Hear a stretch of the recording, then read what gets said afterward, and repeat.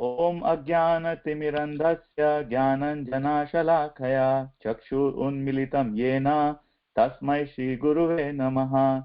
Shri Chaitanya Manobhishtam Sthapitam Yena Bhutale Swayam Rupa Kadamayam Dadati Swapadantikam Vandeham Shri Guru Shri Yuta Padkamalam Shri Gurun Vaishnavamscha Shri Rupam Sahagrajatam Sahagana Raghunatam Vitam Tam Sajivam Sadvetam Savadhutam Parijana Sahitam Shri Krishna Chaitanya Devam Shri Radha Krishna Padan Sahagana Lalita Shri Vishakam Svitamscha He Krishna Karuna Sindhu Dinabandhu Jagatpate Gopesha Gopika Kanta Radha Kanta Namostute Tapta Kanchana Gaurangi Radhe Vrindavaneshwari Vrishabhanu Sute Devi Pranamami Hari Priye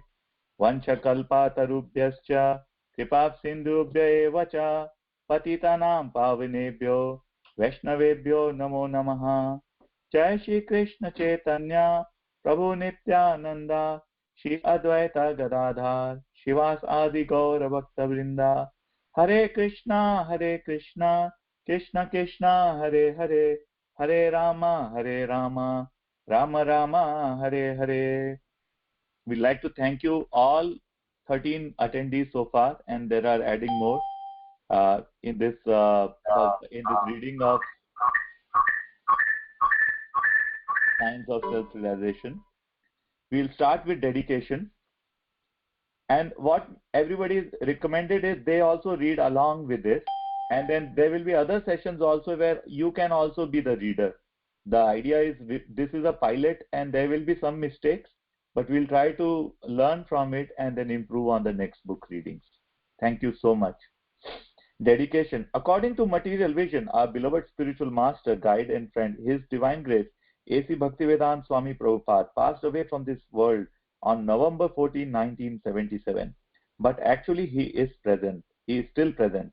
As Srila Prabhupada often pointed out, there are two ways of associating with a spiritual master: through his physical presence Vapu and through his instructions Vani. Sometimes we can associate with a spiritual master through his physical presence, and sometimes not, but we can always associate with him through his instructions. From the editors. Next page. The Science of Self-Realization consists of articles published in Back to Godhead magazine from 1958 to 1977. Exceptions: the scriptural basis of Krishna consciousness was published in 1970 as a separate pamphlet. Super consciousness was adopted from Srila Prabhupada's purport to Srimad Bhagavatam, Canto 3, Chapter 15, Text 45.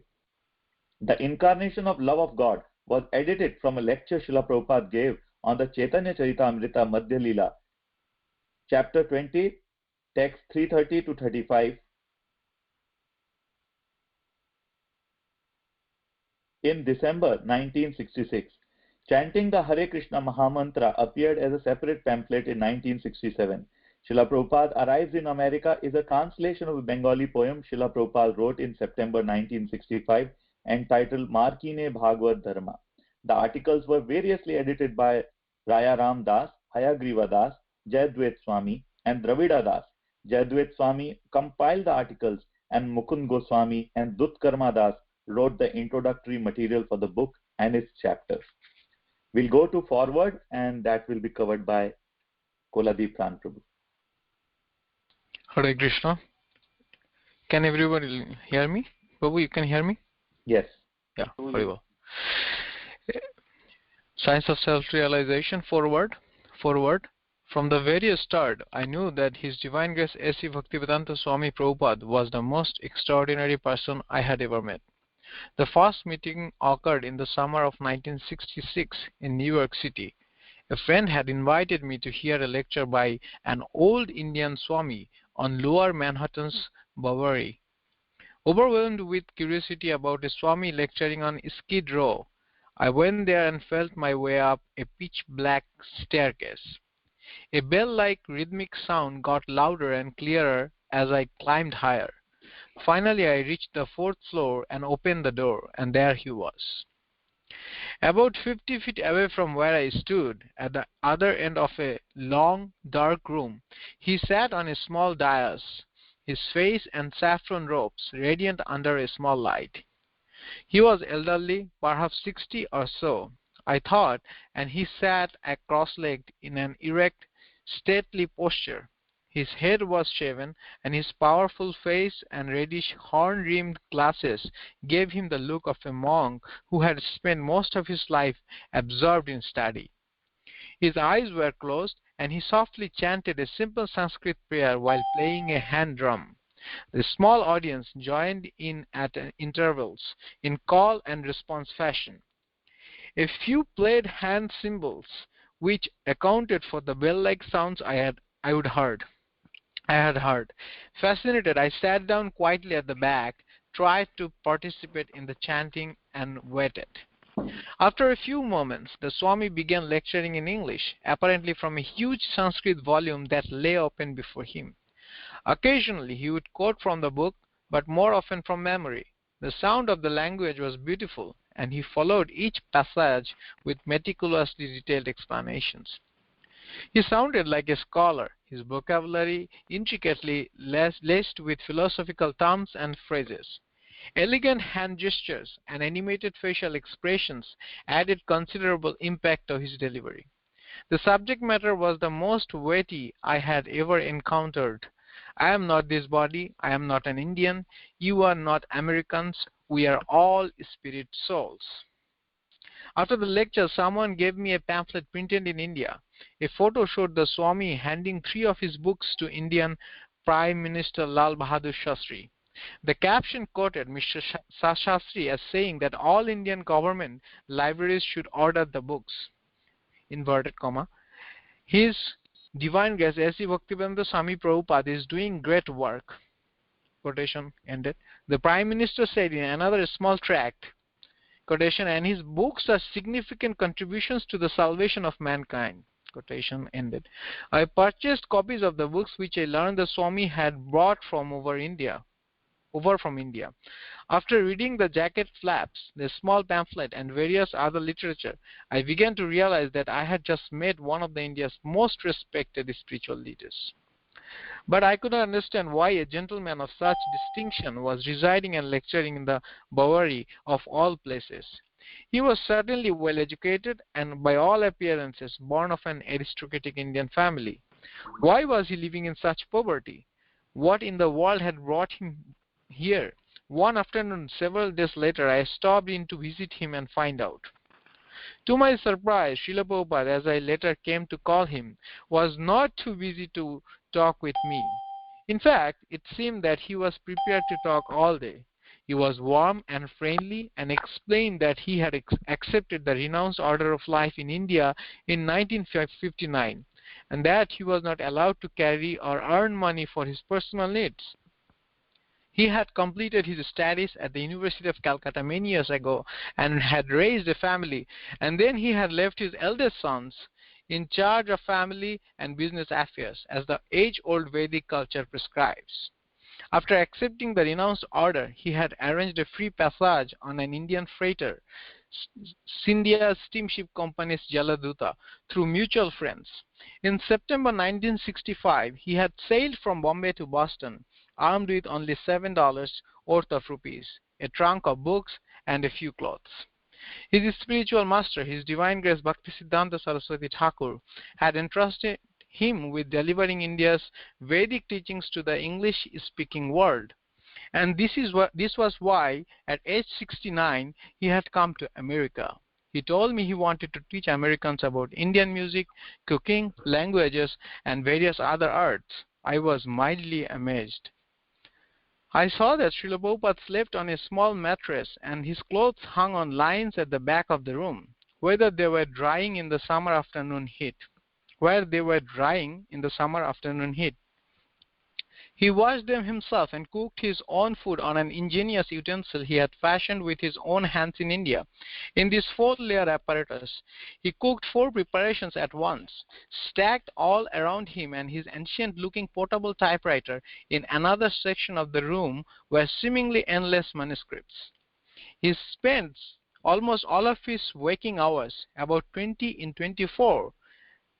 I learned typing the sequels to the 3 volumes I had purchased.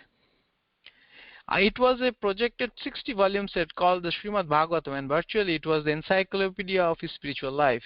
I wished him luck with the publishing, and he invited me back for Sanskrit classes on Saturdays and for his evening lectures on Monday, Wednesday, and Friday. I accepted, thanked him, and left, marveling at his incredible determination. A few weeks later, it was July 1966, I had the privilege of helping Srila Prabhupada relocate in a somewhat more respectable neighborhood on 2nd Avenue. Some friends and I pitched in and rented a ground floor storefront and a second-floor apartment to the rear of a little courtyard in the same building. The lectures and chanting continued, and within 2 weeks a rapidly growing congregation was providing for the storefront, by this time a temple, and the apartment. By now, Srila Prabhupada was instructing his followers to print and distribute leaflets, and the owner of a record company had invited him to record an LP of the Hare Krishna chant. He did, and it was a huge success. In his new location, he was teaching chanting, Vedic philosophy, music, Java meditation, fine art, and cooking. At first he cooked, he always taught by example. The results were the most wonderful vegetarian meals I had ever experienced. Srila Prabhupada would even serve everything out himself. The meals usually consisted of a rice preparation, a vegetable dish, chapatis, tortilla-like whole wheat patties, and dal, a zestfully spiced mung bean or a split pea soup. The spicing, the cooking medium, ghee or clarified butter, and the close attention paid to the cooking temperature and other details all combined to produce taste, treats totally unknown to me. Others' opinions of the food, called prasadam, the Lord's mercy, agreed emphatically with mine. A Peace Corps worker who was also a Chinese language scholar was learning from Srila Prabhupada how to paint in the classical Indian style. I was startled at the high quality of his first canvases. In philosophical debate and logic, Srila Prabhupada was undefeatable and indefatigable. He would interrupt his translating work for discussions that would last up to 8 hours. Sometimes 7 or 8 people jammed into the small, immaculately clean room where he worked, ate, and slept on a 2-inch thick foam cushion. Srila Prabhupada constantly emphasized and exemplified what he called plain living and high thinking. He stressed that a spiritual life was a science provable through reason and logic, not a matter of mere sentiment or blind faith. He began a monthly magazine, and in the autumn of '96, the New York Times published a favorable picture story about him and his followers. Shortly thereafter, television crews came out and did a feature news story. Srila Prabhupada was an exciting person to know. Whether it was out of my desire for the personal benefits of yoga and chanting or just out of raw fascination, I knew I wanted to follow his progress every step of the way. His plans for expansion were daring and unpredictable, except for the fact that they always seemed to succeed gloriously. He was 70-ish and a stranger to America, and he had arrived with practically nothing. Yet now, within a few months, he had single-handedly started a movement. It was mind-boggling. One August morning at the 2nd Avenue Storefront Temple, Srila Prabhupada told us, "Today is Krishna's appearance day. We should observe a 24-hour fast and stay inside the temple." That evening, some visitors from India happened along. One of them, practically in tears, described his unbounded rapture at finding this little piece of authentic India on the other side of the world. Never in his wildest dreams could he have imagined such a thing. He offered Srila Prabhupada eloquent praise and deep thanks, left a donation, and bowed at his feet. Everyone was deeply moved. Later, Srila Prabhupada conversed with the gentleman in Hindi, and since what he was saying was unintelligible to me, I was able to observe how his every expression and gesture communicated to the very core of the human soul. Later that year, while in San Francisco, I sent Srila Prabhupada his first airline ticket, and he flew out from New York. A sizable group of us greeted him at the terminal by chanting the Hare Krishna mantra. Then we drove him to the eastern edge of Golden Gate Park to a newly rented apartment and a storefront temple, an arrangement very similar to that in New York. We had established a pattern. Srila Prabhupada was ecstatic. A few weeks later, the first mridanga, a long clay drum with a playing head on each end, arrived in San Francisco from India.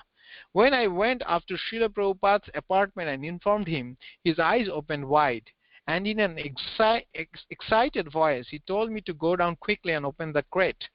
I took the elevator, got out on the ground floor, and was walking toward the front door when Srila Prabhupada appeared. So eager was he to see the mridanga that he had taken the stairway and had beaten the elevator. He asked us to open the crate. He tore off a piece of the saffron cloth he was wearing, and, leaving only the playing heads exposed, he wrapped the drum with the cloth. Then he said, "This must never come off." And he began giving detailed instructions on how to play and care for the instrument. Also in San Francisco in 1967, Srila Prabhupada inaugurated Rath Yatra, the festival of the chariots, one of several festivals that, thanks to him, people all over the world now observe. Rath Yatra has taken place in India's Jagannath Puri each year for 2000 years, and by 1975 the festival had become so popular with San Franciscans that the mayor issued a formal proclamation, Rath Yatra Day in San Francisco. By late 1966, Srila Prabhupada had begun accepting disciples. He was quick to point out to everyone that they should think of him not as God, but as God's servant. And he criticized self-styled gurus who let their disciples worship them as God. "These gods are very cheap," he used to say. One day, after someone had asked, "Are you God?" Srila Prabhupada replied, "No, I am not God, I am a servant of God." Then he reflected a moment and went on, "Actually, I am not a servant of God. I am trying to be a servant of God. A servant of God is no ordinary thing." In the mid-70s, Srila Prabhupada's translating and publishing intensified dramatically. Scholars all over the world showered favorable reviews on his books, and practically all the universities and colleges in America accepted them as standard texts. Altogether, he produced some 80 books, which his disciples have translated into 25 languages and distributed to the tune of 55 million copies. He established 108 temples worldwide, and he has some 10,000 initiated disciples and a congregational following in the millions. Srila Prabhupada was writing and translating up to the last days of his 81-year stay on earth. Srila Prabhupada was not just another Oriental scholar, guru, mystic, yoga teacher, or meditation instructor. He was the embodiment of a whole culture, and he implanted that culture in the West.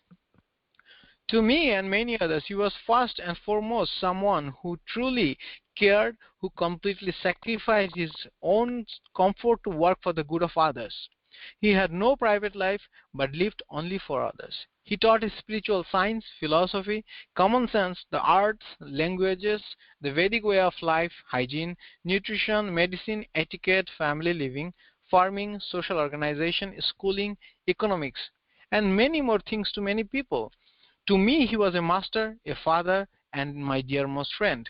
I am deeply indebted to Srila Prabhupada, and it is a debt I shall never be able to repay.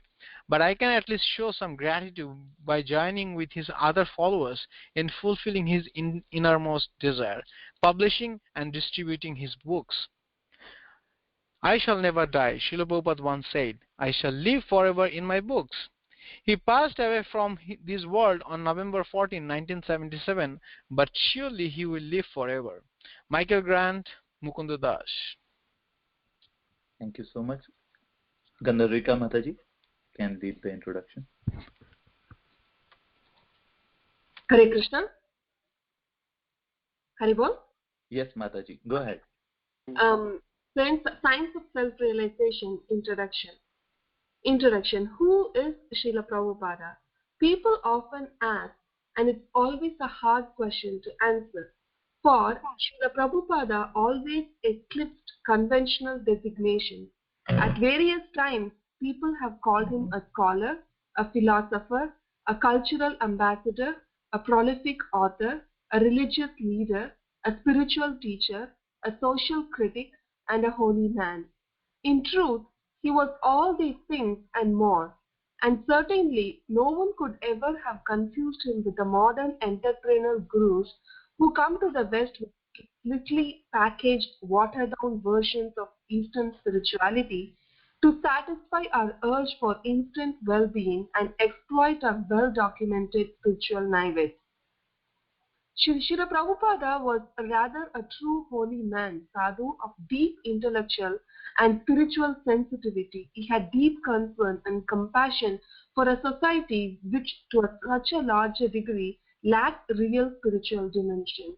For the enlightenment of human society, Srila Prabhupada produced some 80 volumes of translations and summary studies of India's great spiritual classics, and his work has seen print both in English and in many foreign languages.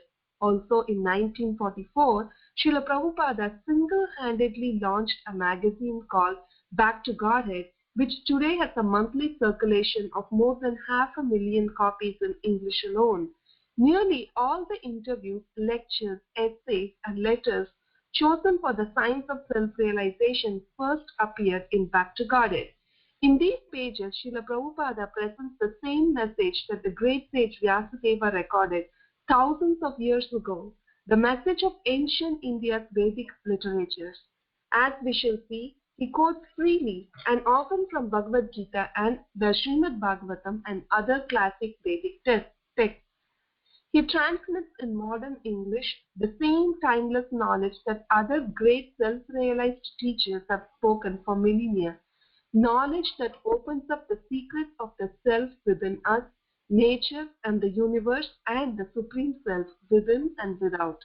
Srila Prabhupada speaks with startling clarity and a kind of convincing, simple eloquence and proves just how relevant the science of self-realization is to our modern world and our own lives.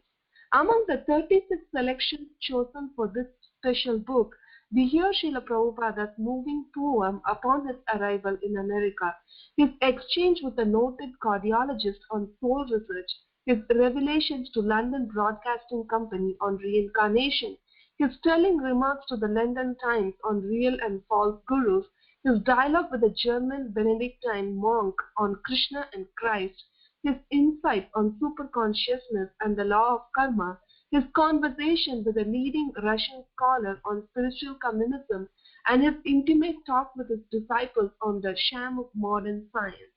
Read the selections in order if you like, or start with the ones that first catch your interest. The glossary at the back will explain unfamiliar words and names. The science of self-realization will challenge you and bring you inspiration and enlightenment. The publishers. Chapter 1. Learning the science of the self. No, right now, appreciation of Srila Prabhupada's work. Prabhu? Appreciation of Srila Prabhupada's work.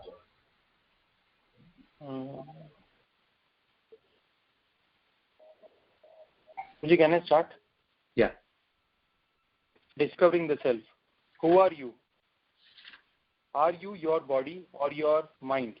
Or are you something higher? Do you know who you are, or do you merely think you know? And does it really matter? Our materialistic society with its unenlightened leadership has made it virtually taboo to inquire into our real higher self. Instead, we use our valuable time maintaining, decorating, and pampering the body for its own sake. Might there be an alternative? This very important Krishna consciousness movement is meant to save human society from spiritual death. At present, human society is being misled by leaders who are blind, for they do not know the aim and objective of human life, which is self-realization and the re-establishment of our lost relationship with the Supreme Personality of Godhead. That is the missing point. The Krishna consciousness movement is trying to enlighten human society in this important matter. According to Vedic civilization, the perfection of life is to realize one's relationship with Krishna or God. In Bhagavad Gita, which is accepted by all authorities in transcendental science as the basis of all Vedic knowledge, we understand that not only human beings but all living entities are part and parcels of God. The parts are meant for serving the whole, just as the legs, hands, fingers, and ears are meant for serving the total body. We living entities, being parts and parcels of God, are duty bound to serve Him. Actually, our position is that we are always rendering service to someone, either to our family, country, or society. If we have no one to serve, sometimes we keep a pet cat or dog and render service to it. All these factors prove that we are constitutionally meant to render service. Yet in spite of serving to the best of our ability, we are not satisfied. Nor is the person to whom rendering that service satisfied. On the material platform, everyone is frustrated. The reason for this is that service being rendered is not properly directed. For example, if we want to render service to a tree, we must water that root. If we pour water on the leaves, branches, and twigs, there is little benefit. If the Supreme Personality of Godhead is served, all other parts and parcels will be automatically satisfied. Consequently, all welfare activities as well as service to society, family, and nation are realized by serving the Supreme Personality of Godhead. It is the duty of every human being to understand his constitutional position with God and to act accordingly. If this is possible, then our life becomes successful. Sometimes, however, we are challenging and say there is no God, or I am God, or even I don't care for God. But in actuality, this challenging spirit will not save us. God is there and we can see Him at every moment. If we refuse to see God in our life, then He will be present before us as creators. If we do not choose to see Him in one feature, we will see Him in another. There are different features of the Supreme Personality of Godhead because He is the original root of the entire cosmic manifestation. In one sense, it is not possible for us to escape Him. This Krishna consciousness movement is not blind religious fanaticism, nor is it a revolt by some recent upstart. Rather, it is an authorized scientific approach to the matter of our eternal necessity in relation with the absolute personality of Godhead, the Supreme Enjoyer. Krishna consciousness simply deals with our eternal relationship with Him and the process of discharging our relative duties to Him. Thus, Krishna consciousness enables us to achieve the highest perfection of life attainable in the present human form of existence. We must always remember that this particular form of human life is attained after an evolution of many millions of years in the cycle of transmigration of the spirit soul. In this particular form of life, the economic question is more easily solved than in the lower animal forms. There are swine, dogs, camels, asses, and so on, whose economic necessities are just as important as ours, but the economic questions of these animals and others are solved under primitive conditions. Whereas the human being is given all facilities for leading a comfortable life by the laws of nature. Why is a man given a better chance to live than a swine or other animals? Why is a highly posted government officer given better facilities for a comfortable life than an ordinary clerk? The answer is very simple. The important officer has to discharge duties of a more responsible nature than those of an ordinary clerk. Similarly, the human being has to discharge higher duties than the animals, who are always busy with filling their hungry stomachs. But by the law of nature, the modern animalistic standard civilization has only increased the problems of filling the stomach. When we approach some of these polished animals for spiritual life, they say that they only want to work for the satisfaction of the stomachs and that there is no necessity of inquiring about the Godhead. Yet, despite their eagerness to work hard, there is always the question of unemployment and so many other impediments incurred by the laws of nature. Despite this, they still denounce the necessity of acknowledging the Godhead. We are given this human form of life not just to work hard like swine or dog, but to attain His perfection of life. If we do not want that perfection, then we will have to work very hard, for we will be forced to by the laws of nature.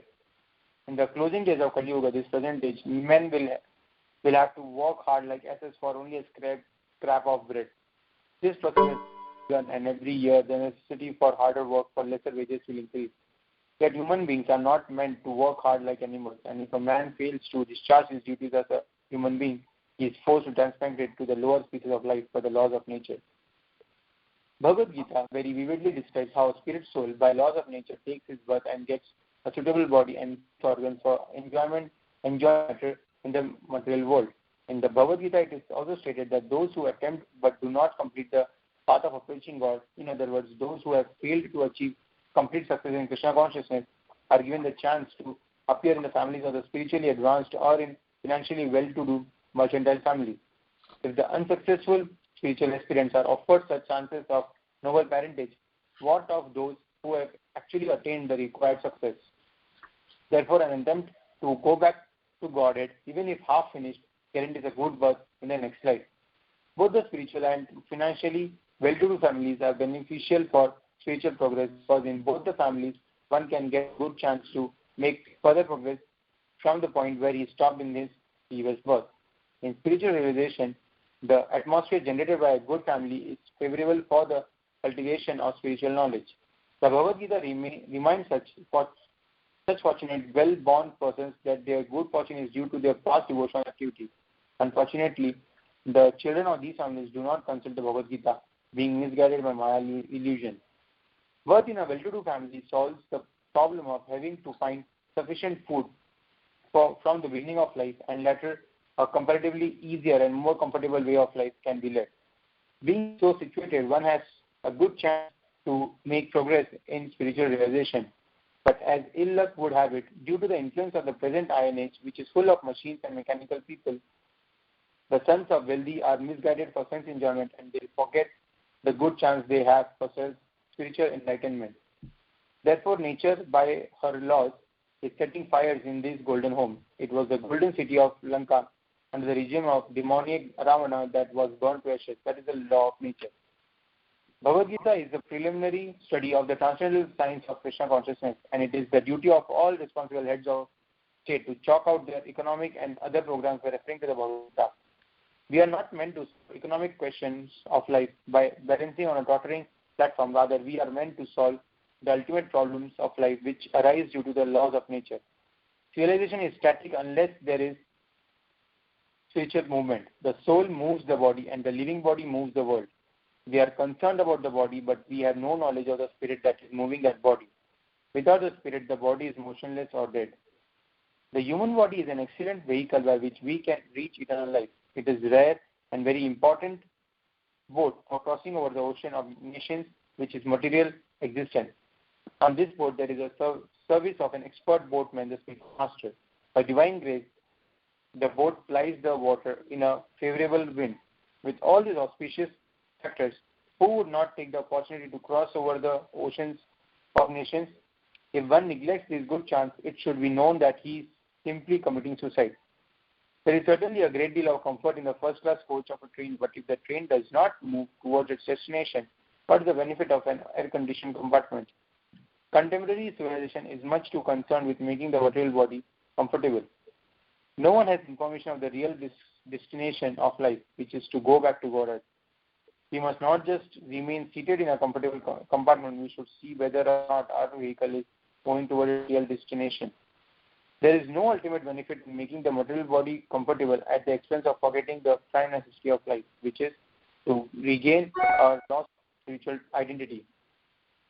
The boat of human life is constructed in such a way that it must move toward a spiritual destination.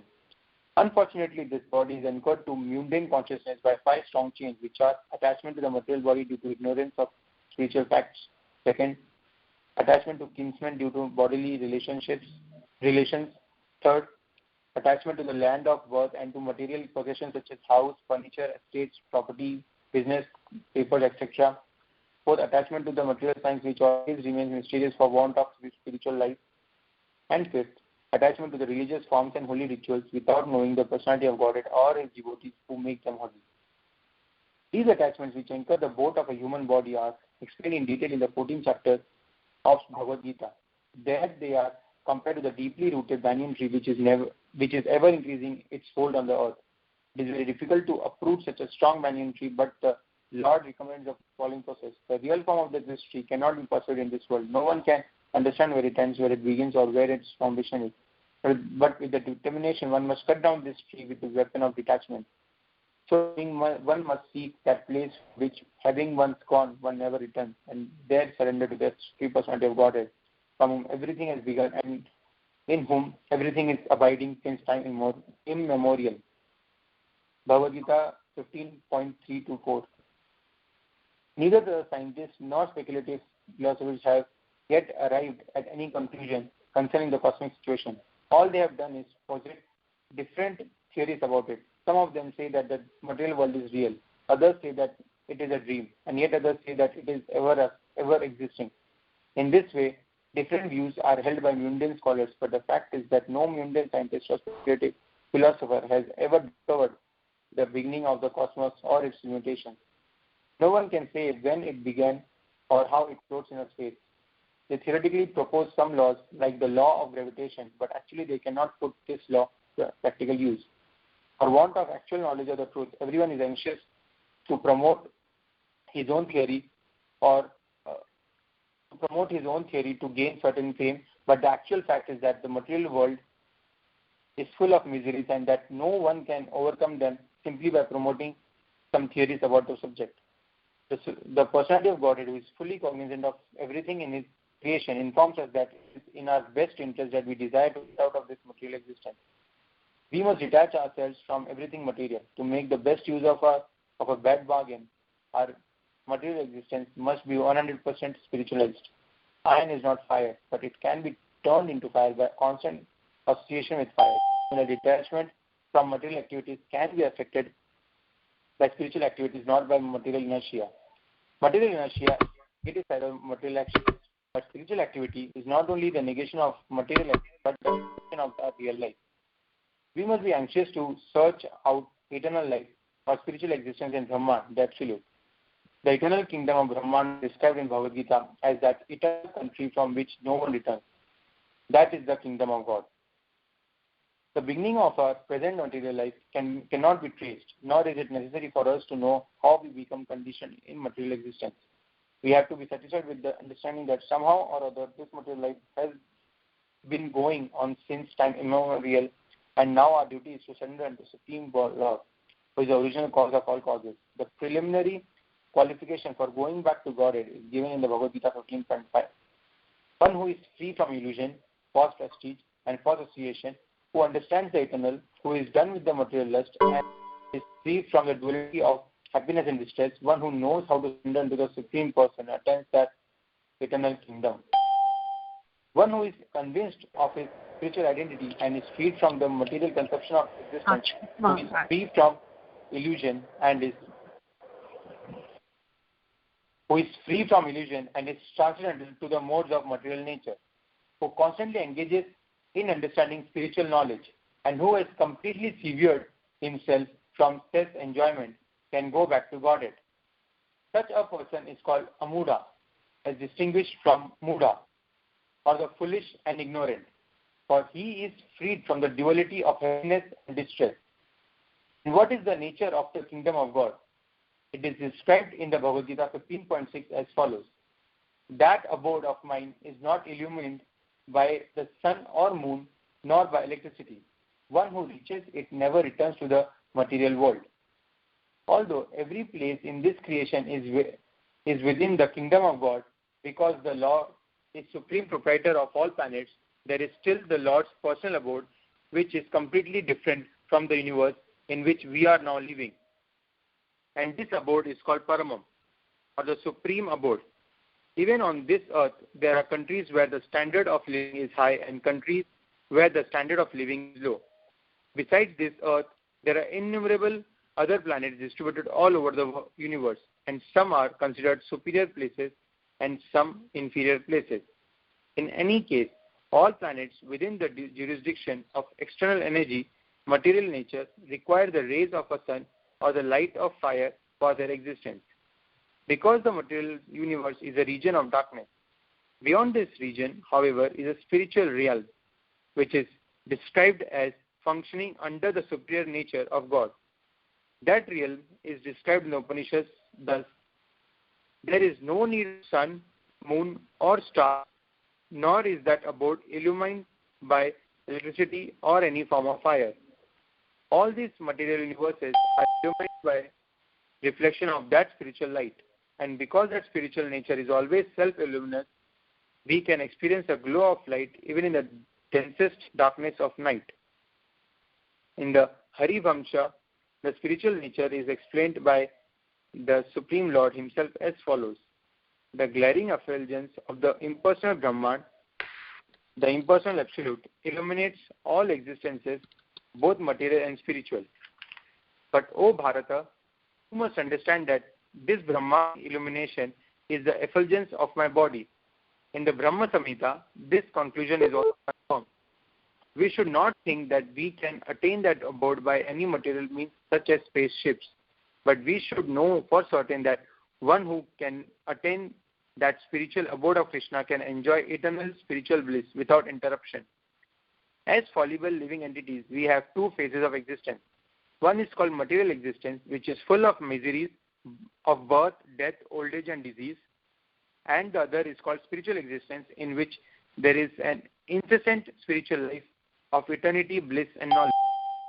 In material existence, we are ruled by the material conception of the body and the mind, but in spiritual existence, we can always relish the happy transcendental contact of personality of Godhead. In spiritual existence, the Lord is never lost to us. The Krishna consciousness movement is trying to bring that spiritual existence to humanity at large. In our present material consciousness, we are attached to the essential material conception of life. But this conception can be removed at once by devotional service to Krishna or Krishna consciousness. If we adopt the principles of devotional service, we can become transcendental to the material conceptions of life and be liberated from the modes of goodness, passion and ignorance, even in the midst of various material engagements. Everyone who is engaged in material affairs can derive the highest benefit from the pages of Back to Godhead and the other literatures of this Krishna consciousness movement. These literatures help all people survey the roots of the indefatigable banyan tree of material existence. These literatures are authorized to train us to renounce everything related to the material conception of life and to relish spiritual nectar in every subject. This stage is obtainable only by devotional service and nothing else. By rendering such service, one can at once get liberated, mukti, even during this present life. Most spiritual endeavors are tinged with the colors of materialism, but pure devotional service is transcendental to all material pollution. Those who desire to go back to Godhead need only adopt the principles of this Krishna consciousness movement and simply aim their consciousness at the lotus feet of Supreme Lord, the personality of Godhead, Krishna.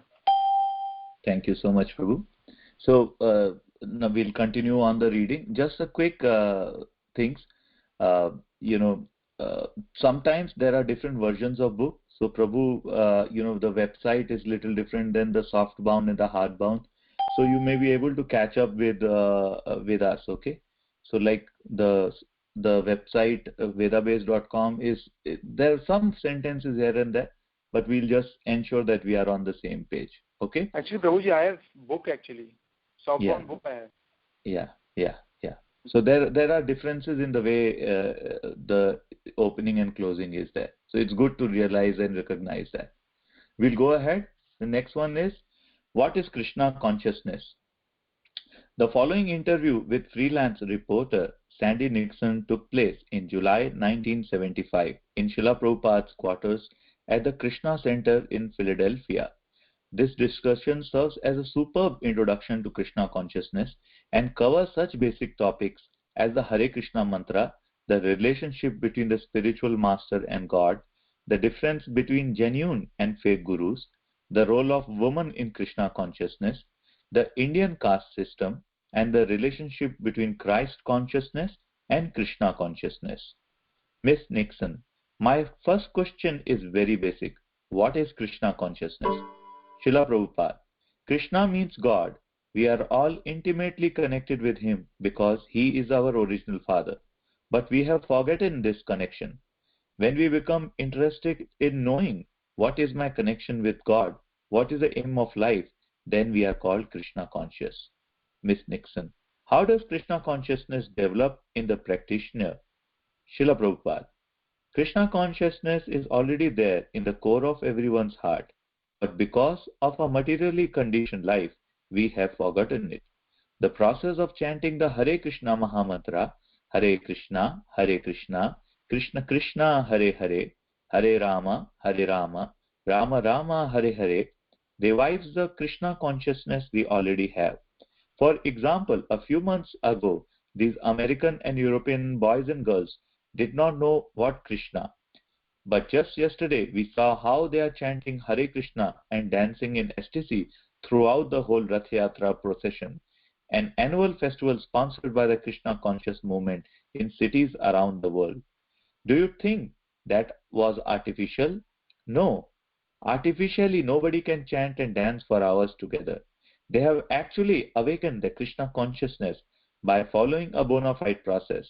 This is explained in Chaitanya Charitamrita, Madhya 22.107.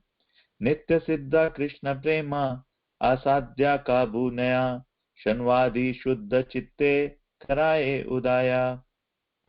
Krishna consciousness is dormant in everyone's heart, and when one comes in contact with devotees, it is awakened. Krishna consciousness is not artificial. Just as a young boy awakens his natural attraction for a young girl in her association, similarly, if one hears about Krishna in the association of devotees, he awakens his dormant Krishna consciousness. Miss Nixon, what is the difference between Krishna consciousness and Christ consciousness? Srila Prabhupada, Christ consciousness is also Krishna consciousness, but because at present people do not follow the rules and regulations of Christianity, the commandments of Jesus Christ, they do not come to the standard of God consciousness. Miss Nixon, what is unique about Krishna consciousness among all religions? Srila Prabhupada, primarily religion means to know God and to love Him. That is religion. Nowadays, because of a lack of training, nobody knows God, what to speak of loving Him. People are satisfied simply going to church and praying, "Oh God, give us our daily bread."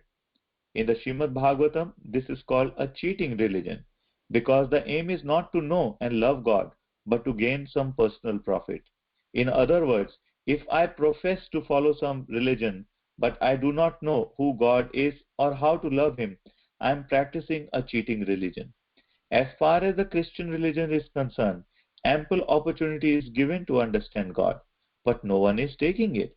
For example, the Bible contains the commandment, "Thou shalt not kill," but Christians have built the world's best slaughterhouses. How can they become God conscious if they disobey the commandments of Lord Jesus Christ?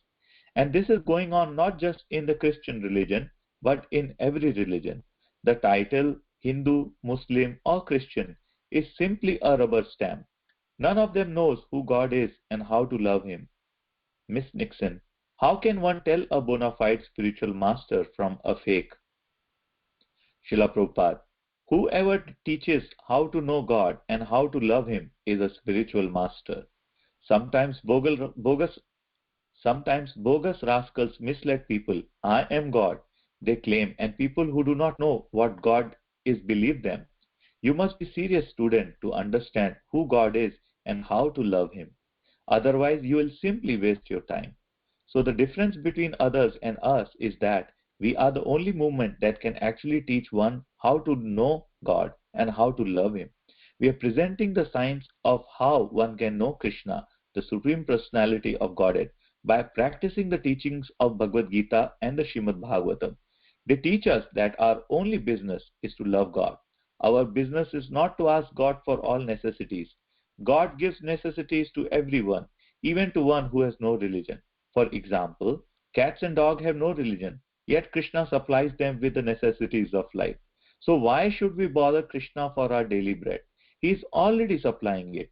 Real religion means to learn how to love Him. The Srimad Bhagavatam 1.2.6 says, "Save pumsham paro dharmo yato bhaktir adokshaje ahetuki aparati hata yajatma suprasidhati. First-class religion teaches one to love God without any motive. If I serve God for some profit, that is business, not love. Real love of God is ahetuki apratihata. It cannot be checked by any material cause. It is unconditional. If one actually wants to love God, there is no impediment. One can love Him whether one is poor or rich, young or old, black or white. Miss Nixon, do all paths lead to the same end? Srila Prabhupada, no. There are four classes of men: the karmis, the jnanis, the yogis, and the bhaktas, and each achieves a different goal. The karmis work for some material profit. For example, in the city, many people work hard day and night, and their purpose is to get some money. Thus, they are fruitive workers or karmis. A jnani is a person who thinks, why am I working so hard? The birds, bees, elephants, and other creatures have no profession, yet they are also eating. So why should I unnecessarily work so hard? Rather, let me try to solve the problems of life: birth, death, old age, and disease. Jnanis try to become immortal.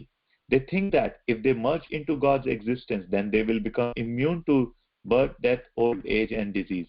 And yogis try to acquire some mystic power to exhibit a wonderful show. For instance, a yogi can become very small. If you put him into a locked room, he can come out through any little space. By showing this kind of magic, the yogi is immediately accepted as a very wonderful man. Of course, modern yogis simply show some gymnastics. They have no real power. But a real yogi has some power, which is not spiritual but material. So the yogis want mystic powers. The jnani wants salvation from the miseries of life, and karmi wants material profit. But the bhakta, the devotee, doesn't want anything for himself. He simply wants to serve God out of love, just as a mother serves her child. There is no question of profit in mother's service to her child. Out of her pure affection and love, she cares for him. When you come to the stage of loving God, that is perfection. Neither the karmi, the jnanis, nor the yogi can know God. Only the bhakta. As Krishna says in Bhagavad Gita 18.55, Bhaktya mam abhijanati. Only through the process of bhakti can one understand God. Krishna never says one can understand Him by other process. No, only through bhakti. If you are interested in knowing God and loving Him, then you must accept the devotional process. No other process will help you. Miss Nixon, what transformation does one undergo on the path? Srila Prabhupada, no transformation. Your original consciousness is Krishna consciousness. Now your consciousness is covered with so much rubbish. You have to cleanse it, and then Krishna consciousness. Our consciousness is like water. Water is by nature clear and transparent, but sometimes it becomes muddy. If you filter all the mud out of the water, it again comes to the original clear, transparent state. Miss Nixon, can one function better in society by becoming Krishna consciousness? Miss Nixon, can one function better in society by becoming Krishna conscious? Srila Prabhupada, yes, you can see that my disciples are not drunkards or meat eaters, and from a physiological point of view, they are very clean. They will never be attacked by serious diseases. Actually, giving up meat eating is not a question of Krishna consciousness, but of civilized human life. God has given human society so many things to eat: nice fruits, vegetables, grains, and first-class milk. From milk, one can prepare hundreds of nutritious foods, but no one knows the art. Instead, people maintain big slaughterhouses and eat meat. They are not even civilized. When man is uncivilized, he kills poor animals and eats them. Civilized men know the art of preparing nutritious food from milk. For instance, on our New Vrindavan farm in West Virginia, we make hundreds of first-class preparations from milk. Whenever visitors come, they are astonished that from milk such nice foods can be prepared. The blood of the cow is very nutritious, but civilized men utilize it in the form of milk. Milk is nothing but cow's blood transformed. You can make milk into so many things: yogurt, curd, ghee, clarified butter, and so on. And by combining these milk products with grains, fruits, and vegetables, you can make hundreds of preparations. This is civilized life, not directly killing an animal and eating its flesh. The innocent cow is simply eating grass given by God and supplying milk. which you can live on. Do you think cutting the cow's throat and eating its flesh is civilized? Miss Nixon: No, I agree with you 100%. One thing I am very curious about: can the Vedas be taken symbolically as well as literally? Srila Prabhupada: No, they must be taken as they are, not symbolically. That is why we are presenting the Bhagavad Gita as it is. Miss Nixon: Are you attempting to revive the ancient Indian caste system in the West? The Gita mentions the caste system. Srila Prabhupada: What does the Bhagavad Gita mentions the caste system? Srila Prabhupada: Where does the Bhagavad Gita mentions the caste system? Krishna says, Chaturvanyam maya shastam gunakarma vibhagasa. I created 4 divisions of men according to their quality and work. Bhagavad Gita 4.13. For instance, you can understand that there are engineers as well as medical practitioners in society. Do you say they belong to different castes? That one is an engineer caste and the other is in a medical caste? No. If a man has qualified himself in a medical school, you accept him as a doctor. And if another man has a degree in engineering, you accept him as an engineer. Similarly, the Bhagavad Gita defines 4 classes of men in society: a class of highly intelligent men, a class of administrators, a class of productive men, and ordinary workers. These divisions are natural. For example, one class of men is very intelligent, but to actually meet the qualification of first-class men as described in Bhagavad Gita, they need to be trained. Just as an intelligent boy requires training in a college to become a qualified doctor, so in the Krishna conscious movement, we are training the intelligent man how to control their minds, how to control their senses, how to become truthful, how to become clean internally and externally, how to become wise, how to apply their knowledge in practical life, and how to become God conscious. All these boys, gestures towards seated disciples, have first-class intelligence, and now we are training them to use it properly. We are not introducing the caste system in which any rascal born in a Brahmana family is automatically a Brahmana. He may have the habits of a 5th-class man, but he is accepted as a first class because of his birth in a Brahmana family. We don't accept that. We recognize a man as first class who is trained as a Brahmana. It doesn't matter whether he is Indian, European, or American, low-born or high-born. It doesn't matter. Any intelligent man can be trained to adopt first-class habits. We want to stop the nonsensical idea that we are imposing the Indian caste system on our disciples. We are simply picking out men with first-class intelligence and training them how to become first-class in every respect. Miss Nixon: How do you feel about women's liberation? Srila Prabhupada: So-called equal rights for women mean that the men cheat the woman. Suppose a woman and a man meet. They become lovers. They have sex. The woman becomes pregnant and the man goes away. The woman has to take charge of the child and beg alms from the government, or else she kills the child by having an abortion. This is the woman's independence. In India, although a woman may be poverty-stricken, she stays under the care of her husband, and he takes responsibility for her. When she becomes pregnant, she is not forced to kill the child or maintain him by begging. So, which is real independence? To remain under the care of the husband or to be enjoyed by everyone? Miss Nixon: How about in spiritual life? Can women also succeed in Krishna consciousness? Srila Prabhupada: We make no distinction on the basis of sex. We give Krishna consciousness to both men and women equally. We welcome women, men, the poor, the rich, everyone.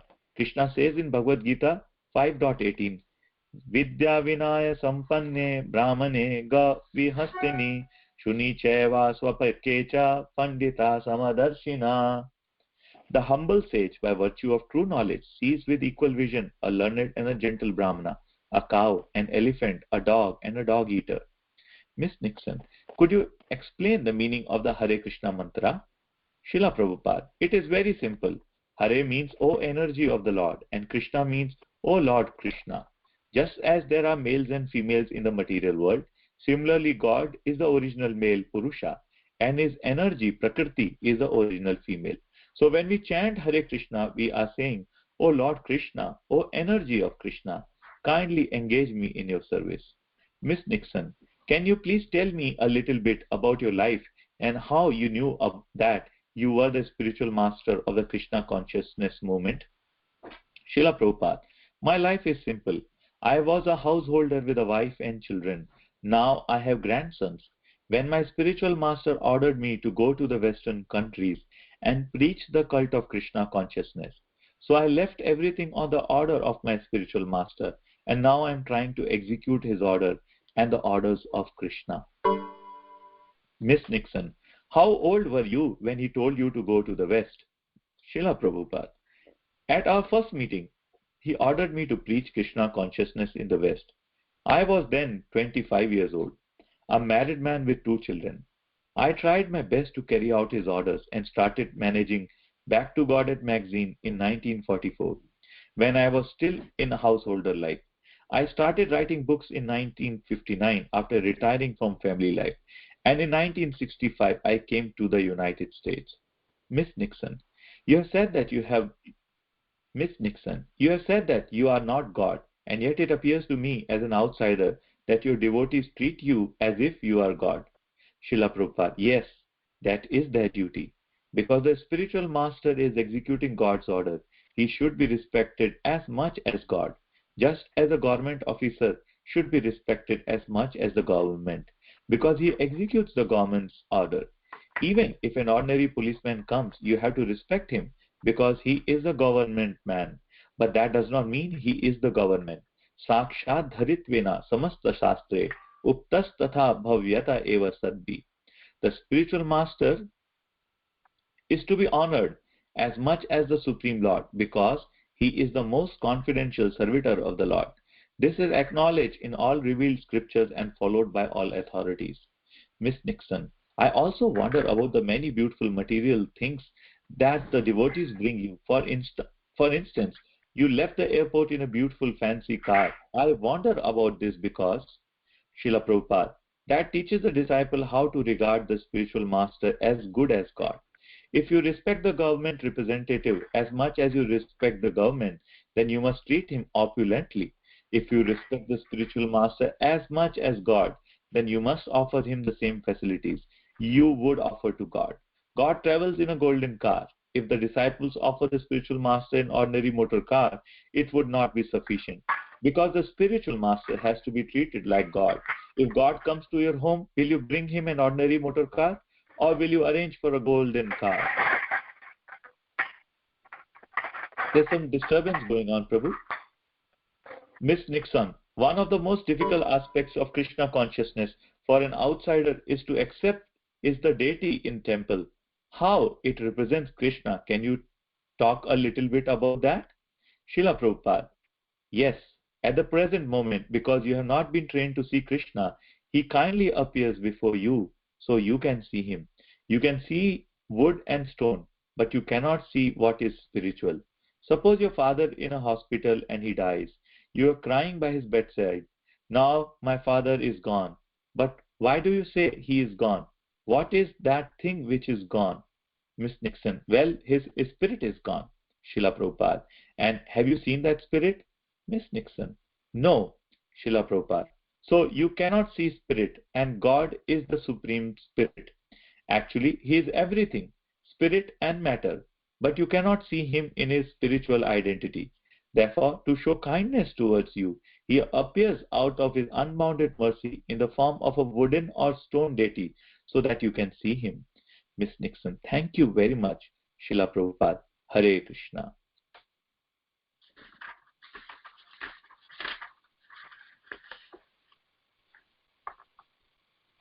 Next, definition of God. Kuladeep Prabhu, are you there? Or otherwise, Mataji, you can read. Mataji, you can read. Prabhu has to go to temple. Yeah, Mataji, please go ahead. Thank you.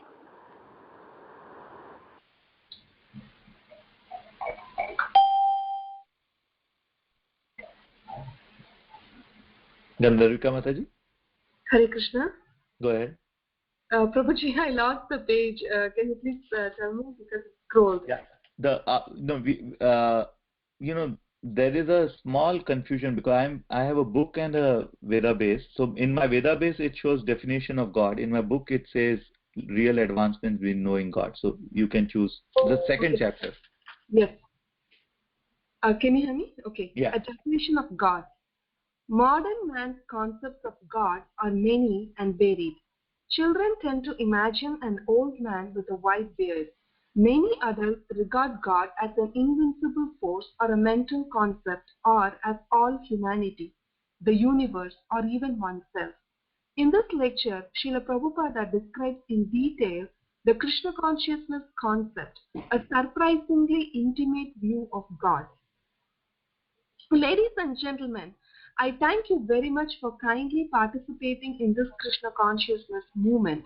When this society was registered in 1966 in New York, a friend suggested that it be named the Society for God Consciousness. He thought that the name Krishna was sectarian.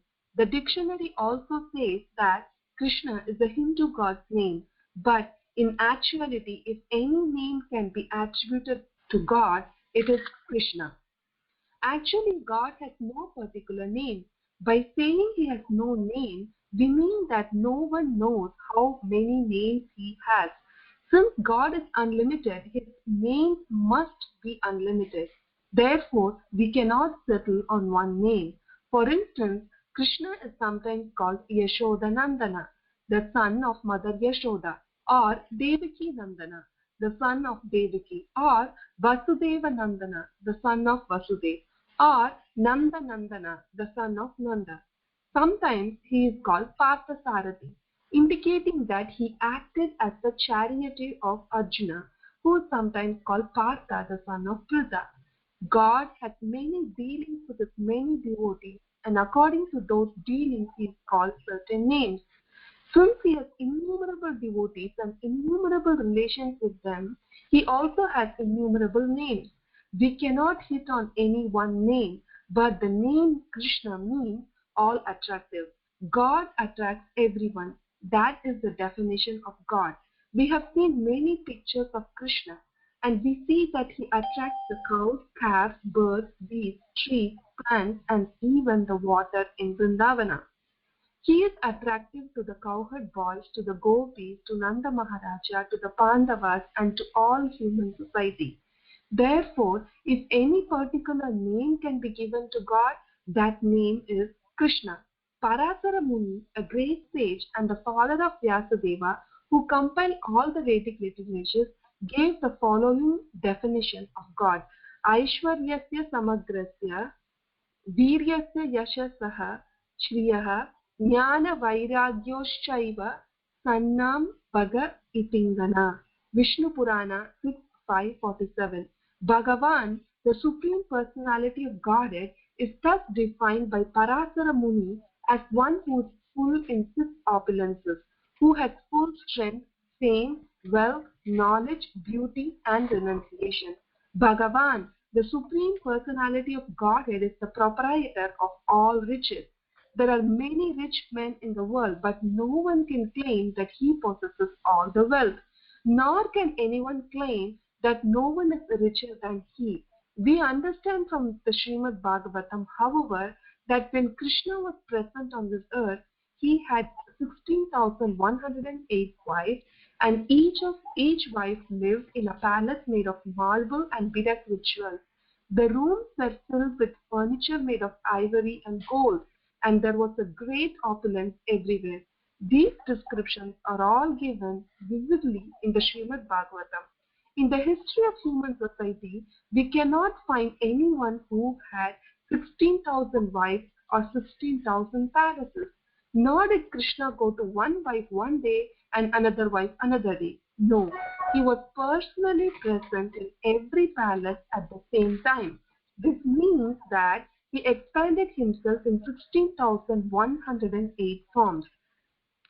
This is impossible for an ordinary man, but it is not very difficult for God. If God is unlimited, he can expand himself in unlimited forms. Otherwise, there is no meaning to the word unlimited. God is omnipotent.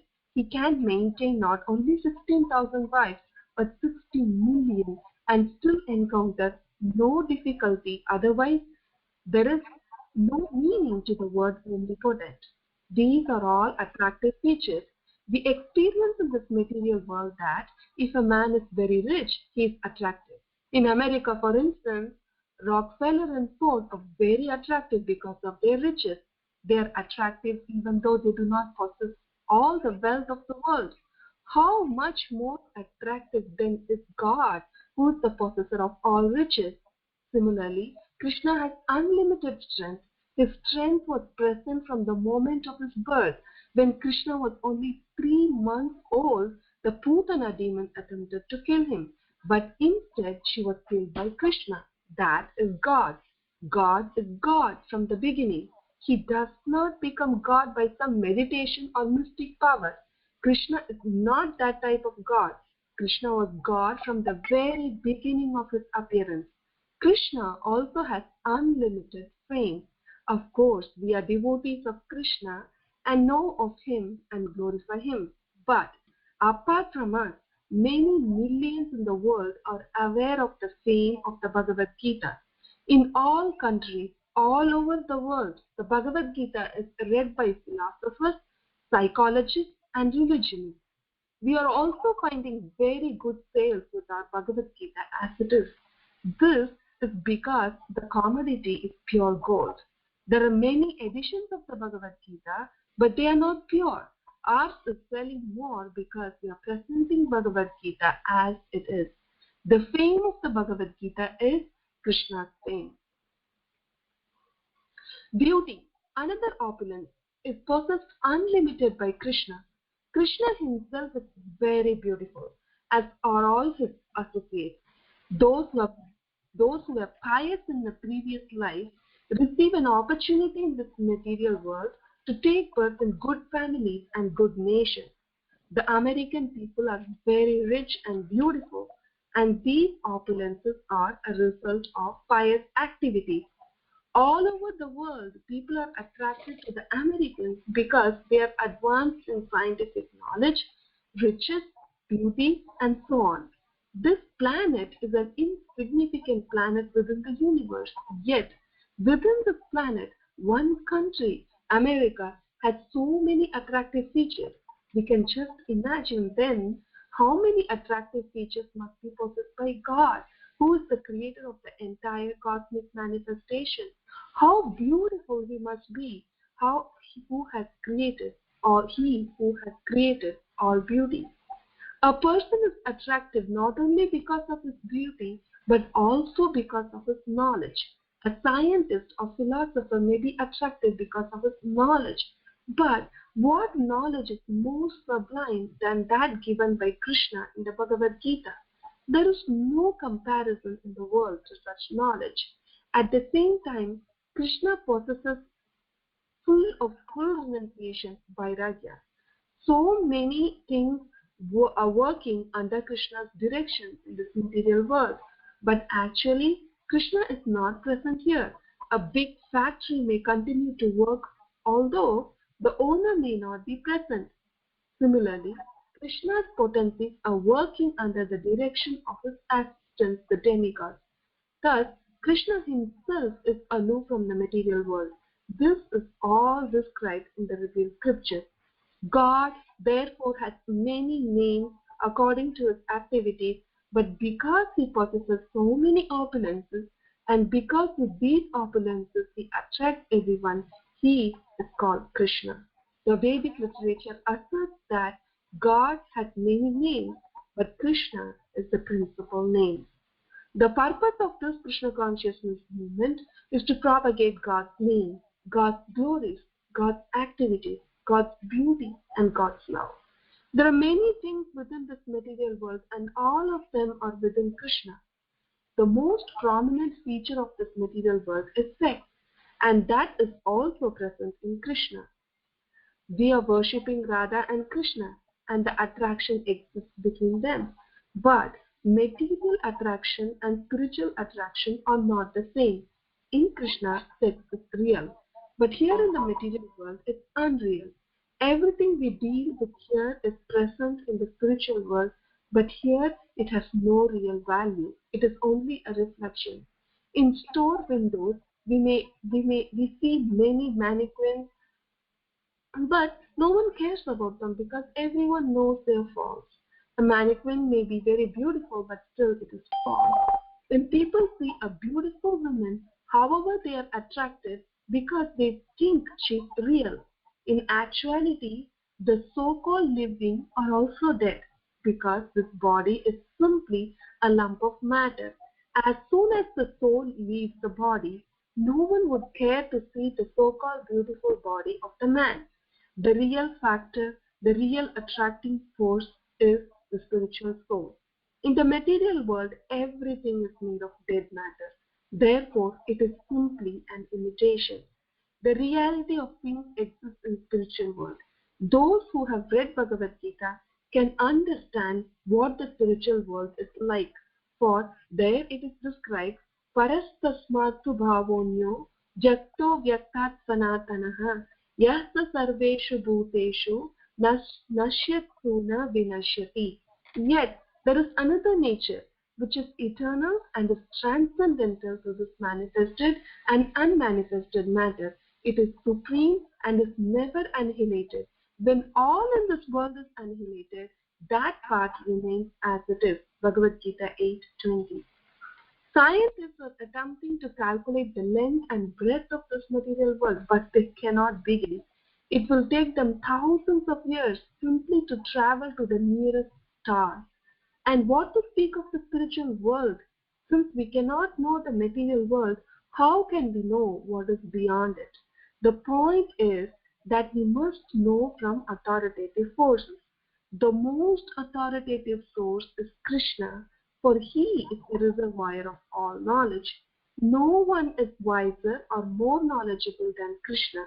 Krishna informs us that beyond this material world is a spiritual sky which is filled with innumerable planets.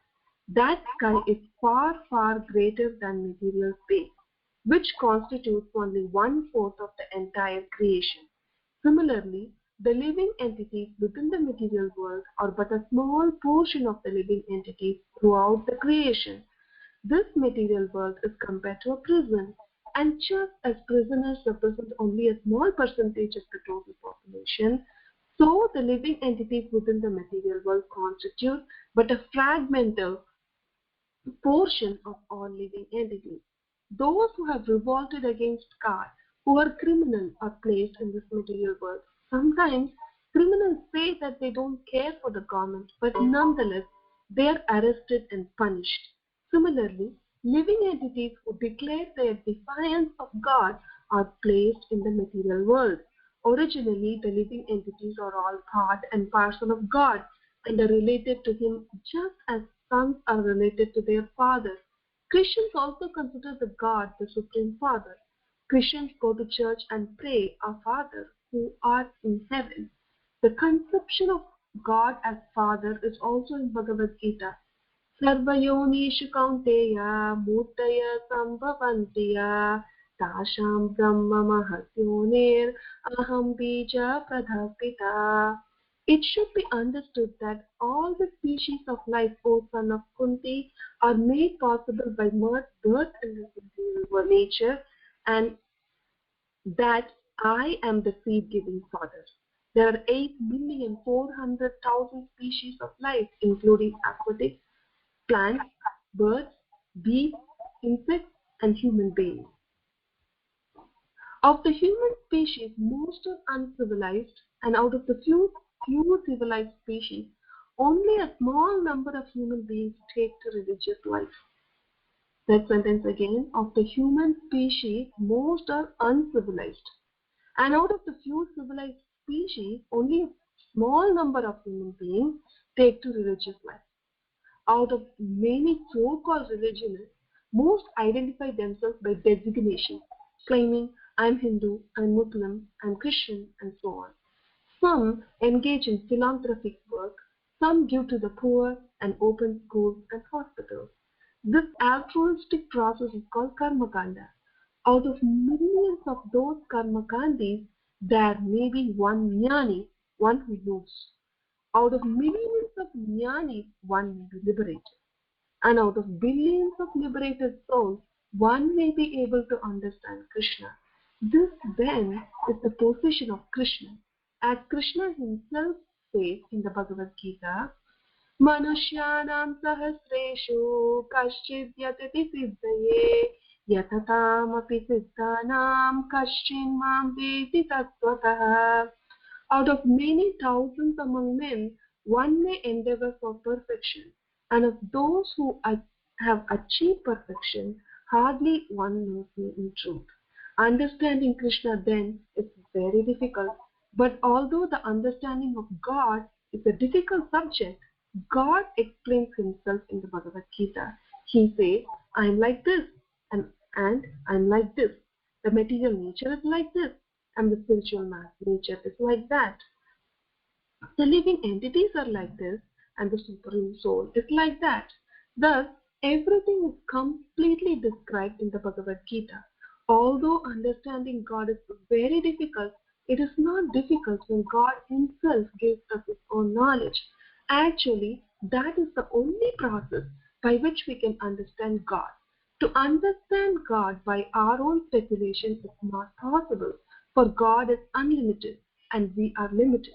Our knowledge and perception are both very limited. So, how can we understand the unlimited? If we simply accept the version of the unlimited, we can come to understand Him. That understanding is a perfection. Speculative knowledge of God will lead us nowhere. If a boy wants to know who his father is, the simple process is to ask his mother. The mother will then say, this is your father. This is the way of perfect knowledge. Of course, one may speculate about one's father, wondering if this is the man or if that is the man, and one may wander over the whole city asking, are you my father? Are you my father? The knowledge derived from such a process, however, will always remain imperfect. One will never find his father in this way.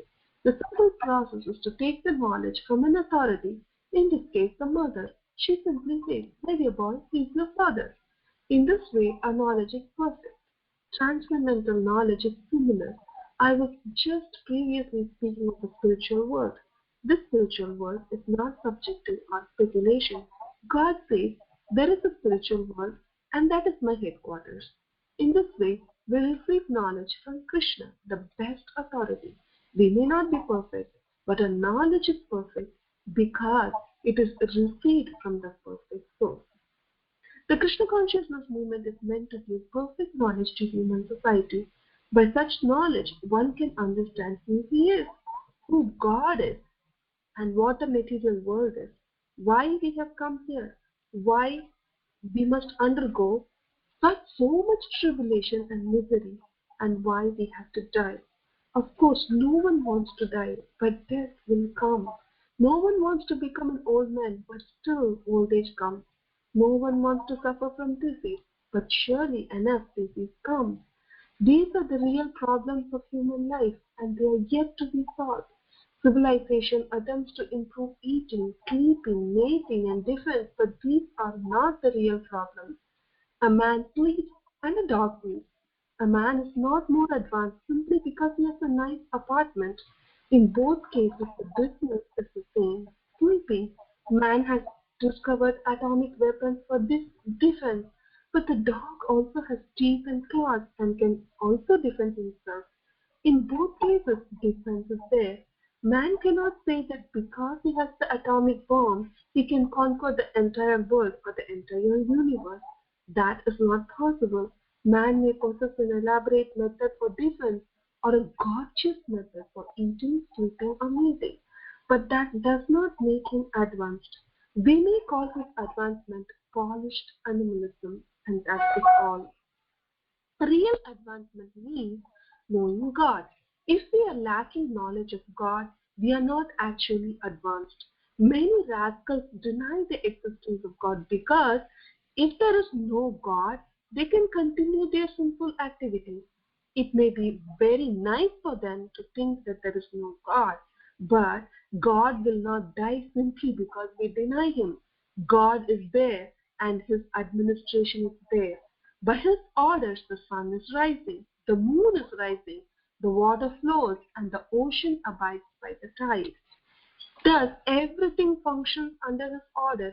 Since everything is going on very nicely, how can one realistically think that God is dead? If there is mismanagement, we may say that there is no government. But if there is good management, how can we say that there is no government? Just because people do not know God, they say that God is dead, that there is no God, or that God has no form. But we are firmly convinced that there is God and that Krishna is God. Therefore, we are worshipping Him. That is the process of Krishna consciousness. Try to understand it. Try to understand it. Thank you very much. Thank you. Next is Incarnation and Beyond, and Abhishek Prabhu is asking me to read it, so I'll do that and then he can take the test. Incarnation and Beyond. In August of 1976, Srila Prabhupada spent a few weeks at Bhaktivedanta Manor, 15 miles north of London. During that time, Mike Robinson of London Broadcasting Company interviewed him in his quarters. In their conversation, which was broadcast shortly afterward, Srila Prabhupada revealed that Krishna consciousness is not some ritualistic ceremony or I believe, you believe, but a profound philosophical system in which the science of reincarnation is explained clearly and concisely. Mike Robinson, can you tell me what you believe, what the philosophy of the Hare Krishna movement is?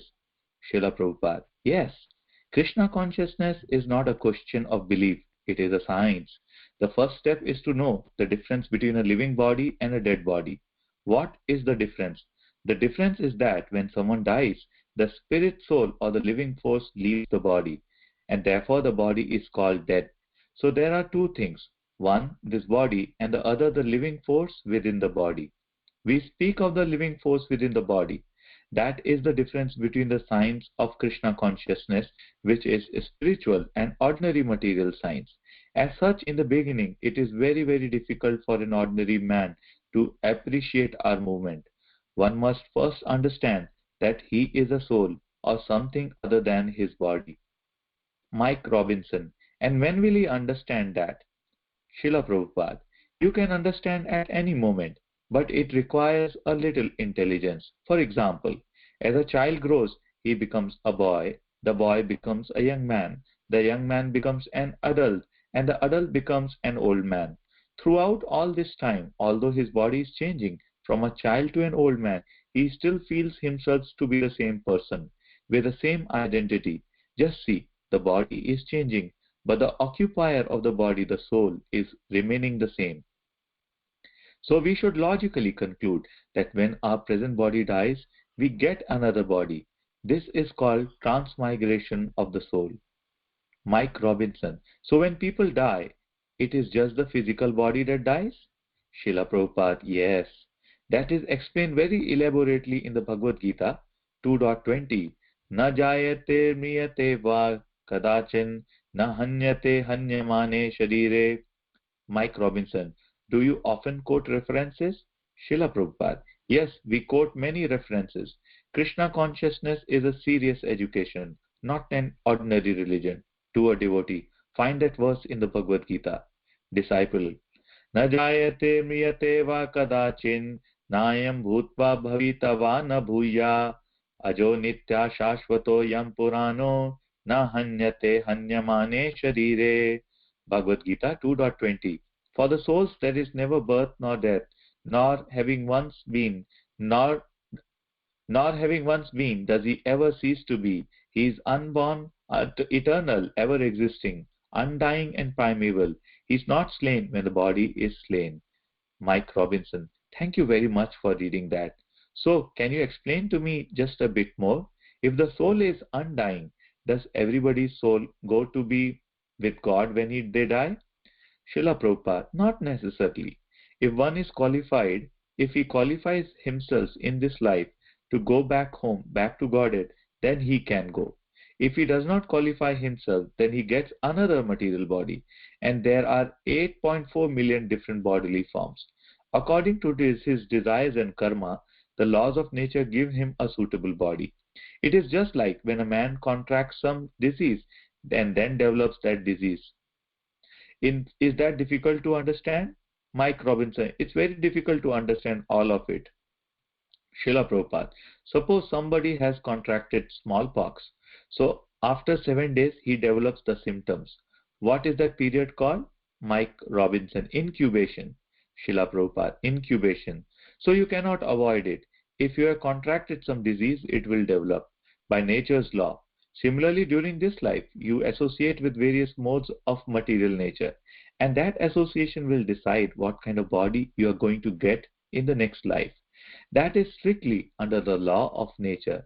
Everyone is controlled by the laws of nature. They are completely dependent. But out of ignorance, people think that they are free. They are not free. They are imagining that they are free. But they are completely under the law of nature. So your next birth will be decided according to your activities, sinful or pious as the case may be. Mike Robinson, Your Grace, could you go back over that just for a minute?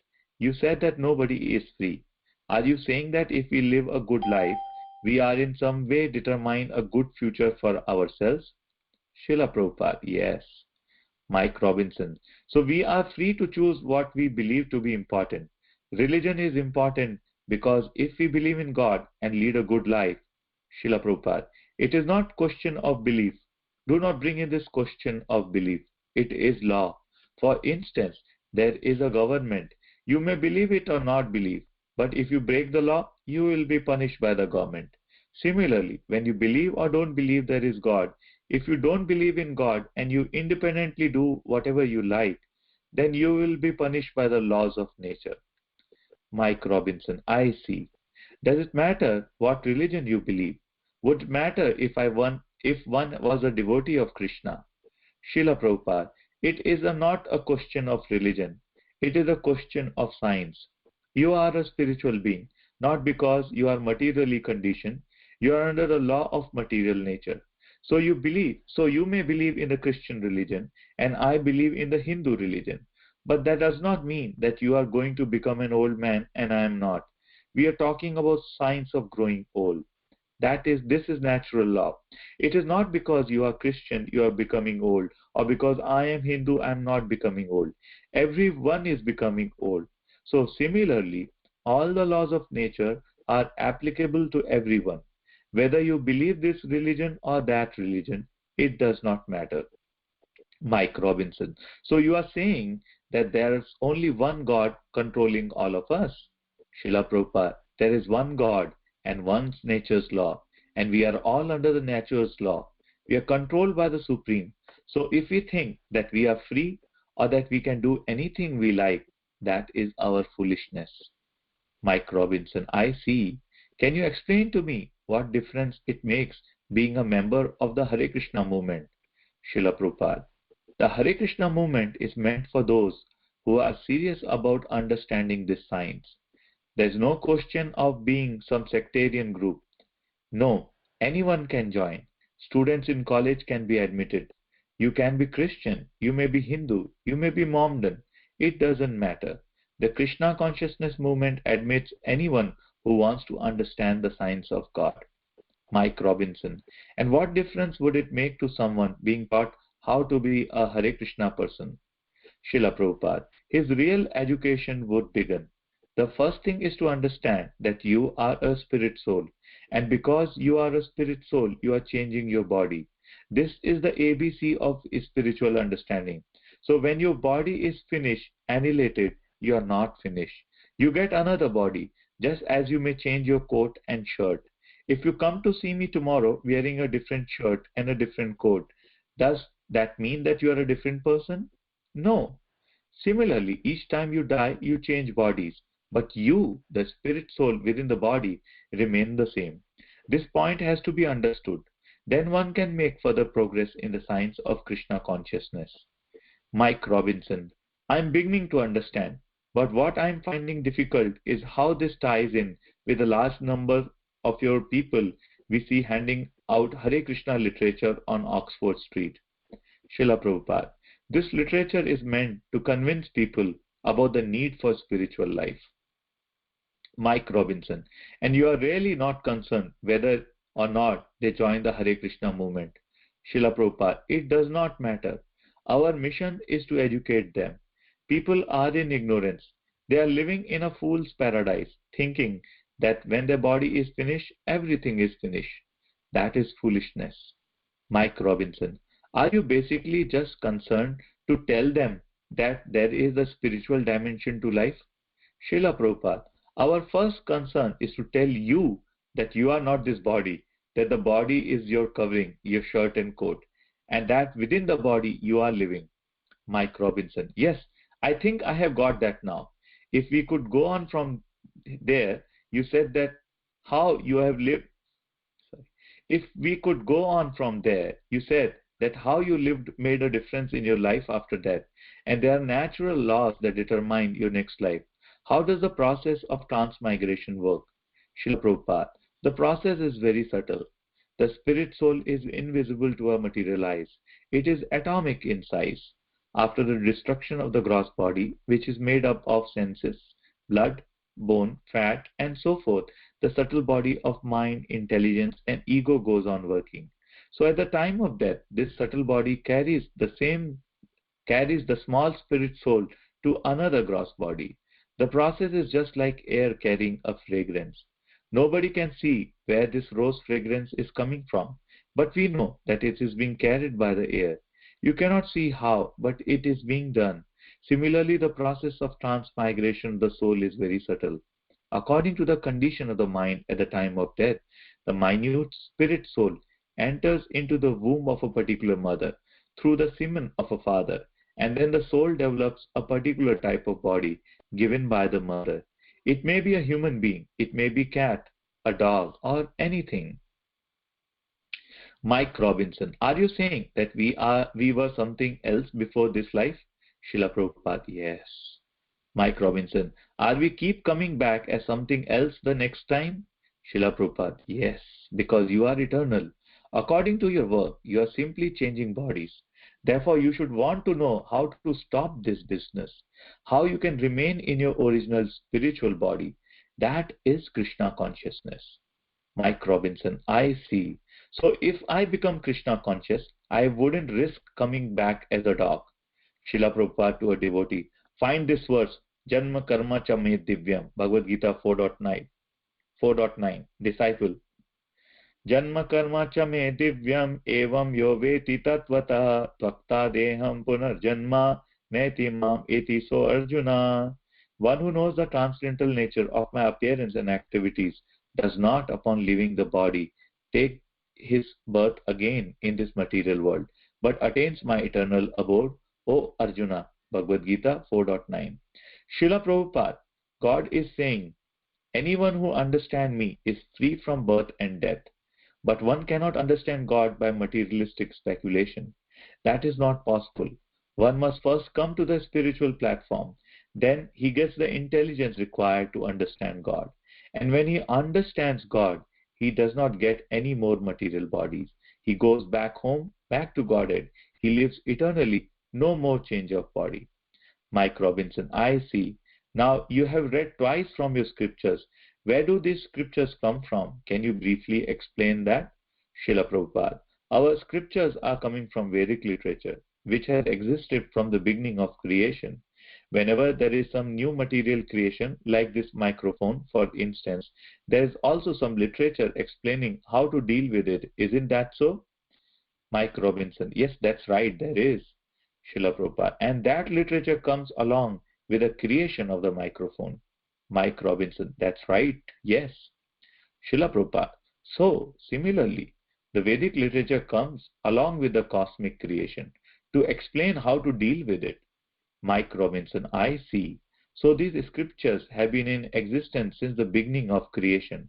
Now, if we could move on to something I believe you feel very strongly about. What is the main difference between Krishna conscious and the other Eastern disciplines being taught in the West? Srila Prabhupada, the difference is that we are following the original literature and they are manufacturing their own literature. That is the difference. When there is some question on spiritual matters, you must consult the original literature, not some literature issued by a bogus man. Mike Robinson, what about the chanting of Hare Krishna, Hare Krishna? Srila Prabhupada, Chanting Hare Krishna is the easiest process by which to become purified, especially in this age when people are so dull that they cannot very easily understand spiritual knowledge. If one chants Hare Krishna, then his intelligence becomes purified and he can understand spiritual things. Mike Robinson, can you tell me how you are guided in what you do? Srila Prabhupada, we take guidance from the Vedic literature. Mike Robinson, from the scriptures you quoted? Srila Prabhupada, yes, it's all in the literatures. We are explaining them in English, but we are not manufacturing anything. If we were to manufacture knowledge, then everything would be spoiled. The Vedic literature is something like the literature that explains how to set up this microphone. It says do it like this, some of the screws should be on this side, around the metal. You cannot make any change. Then everything would be spoiled. Similarly, because we are not manufacturing anything, one simply has to read one of our books and he receives real spiritual knowledge. Mike Robinson, how can the philosophy of Krishna consciousness affect the way people live? Srila Prabhupada, it can relieve people's suffering. People are suffering because they are misunderstanding themselves to be the body. If you think that you are your coat and shirt and you have very carefully washed the coat and shirt, but you forgot to eat, will you be happy? Mike Robinson, no, I won't. Srila Prabhupada, similarly, everyone is simply washing the coat and shirt of the body, but forgetting about the soul within the body. They have no information about what is within the coat and shirt of the body. Ask anybody what he is, and he will say, yes, I am an Englishman, or I am an Indian. And if we say, I can see you have an English or an Indian body, but what are you? That he cannot say. Mike Robinson, I see. Srila Prabhupada, the whole modern civilization is operating on the misunderstanding that the body is self, Dehatma Buddhi. This is the mentality of the cats and dogs. Suppose I try to enter England and you stop me at the border. I am an Englishman, you say, but you are an Indian. Why have you come here? And the dog barks, row, row. Why are you coming? So what is the difference in mentality? The dog is thinking he is dog and I am a stranger, and you are thinking you are an Englishman and I am an Indian. There's no difference in mentality. So if you keep people in the darkness of a dog's mentality and declare that you are advancing in civilization, you are most misguided. Mike Robinson. Now moving to another point, I gather the Hare Krishna movement has some concern for the areas of the world where there is suffering.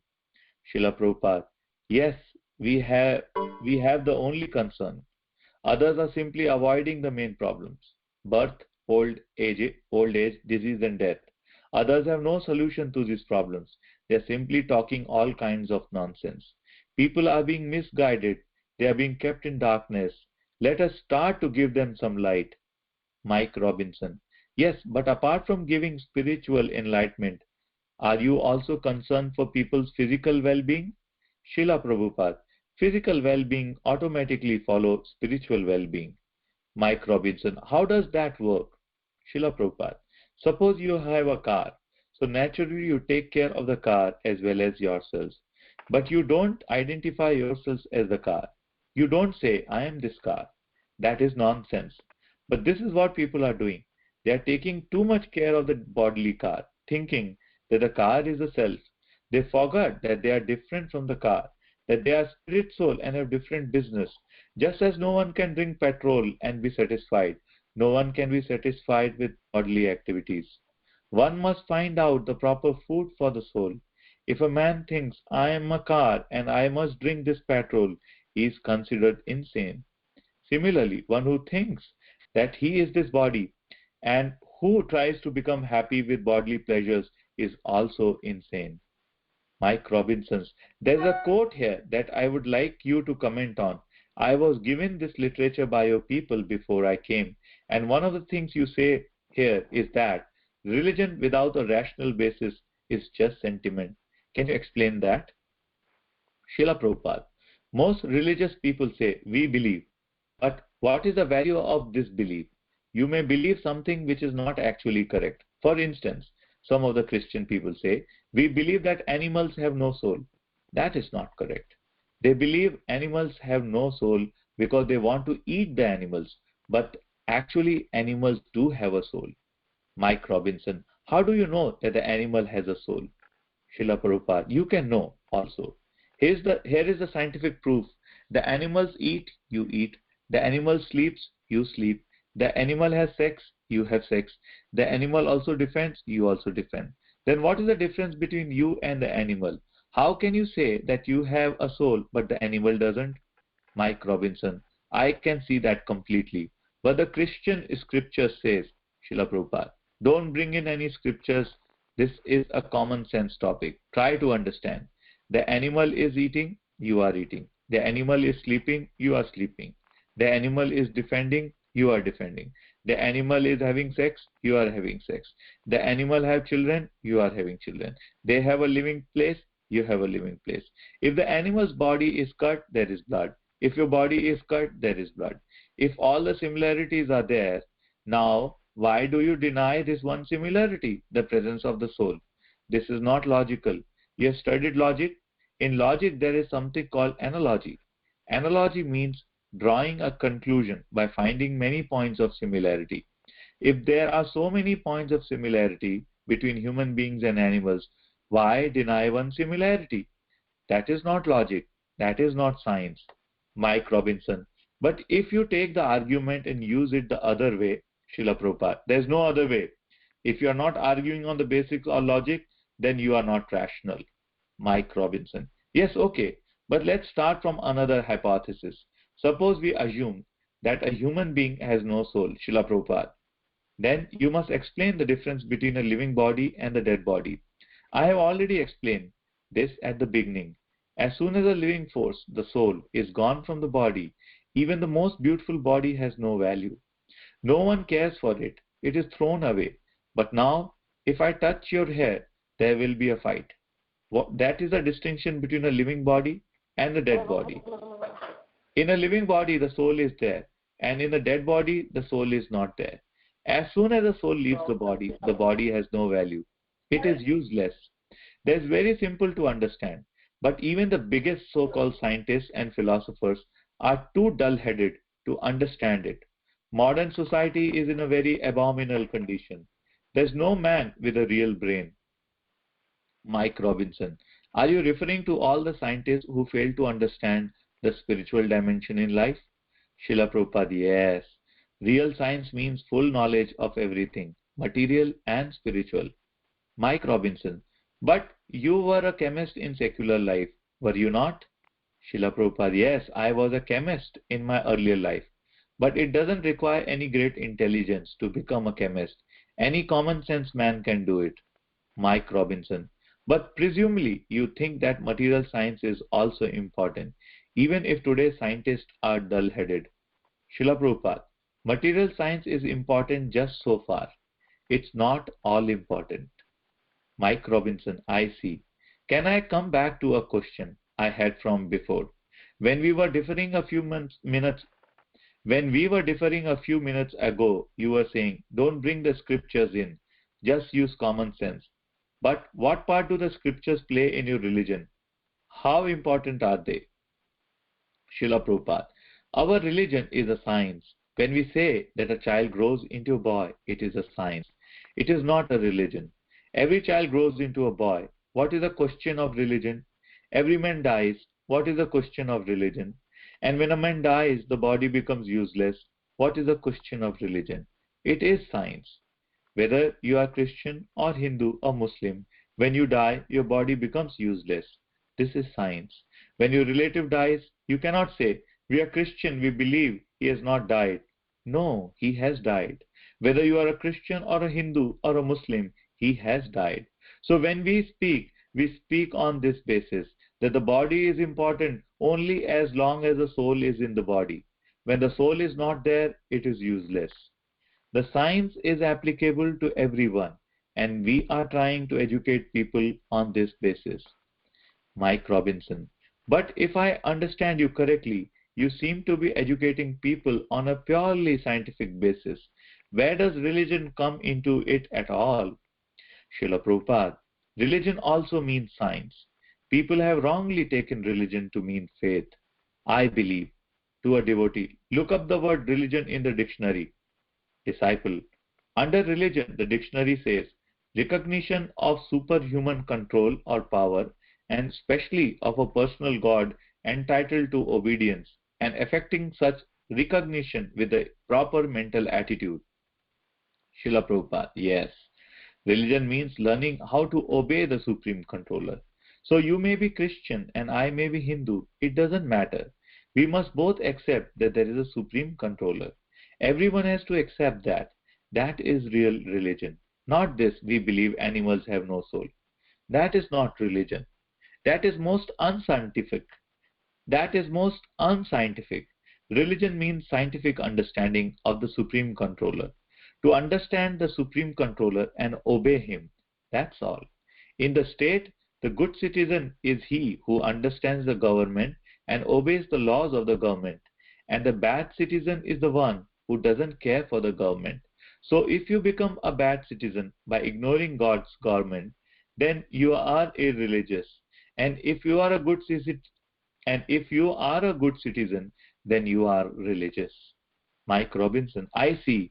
Can you tell me what you believe to the meaning of life? Why do we exist in the first place? Srila Prabhupada, the meaning of life is to enjoy, but now you are on a false platform of life. Therefore, you are suffering instead of enjoying. Everywhere we see the struggle for existence. Everyone is struggling, but what is the enjoyment in the end? They are simply suffering and dying. Therefore, although life means enjoyment, at the present moment, your life is not enjoyment.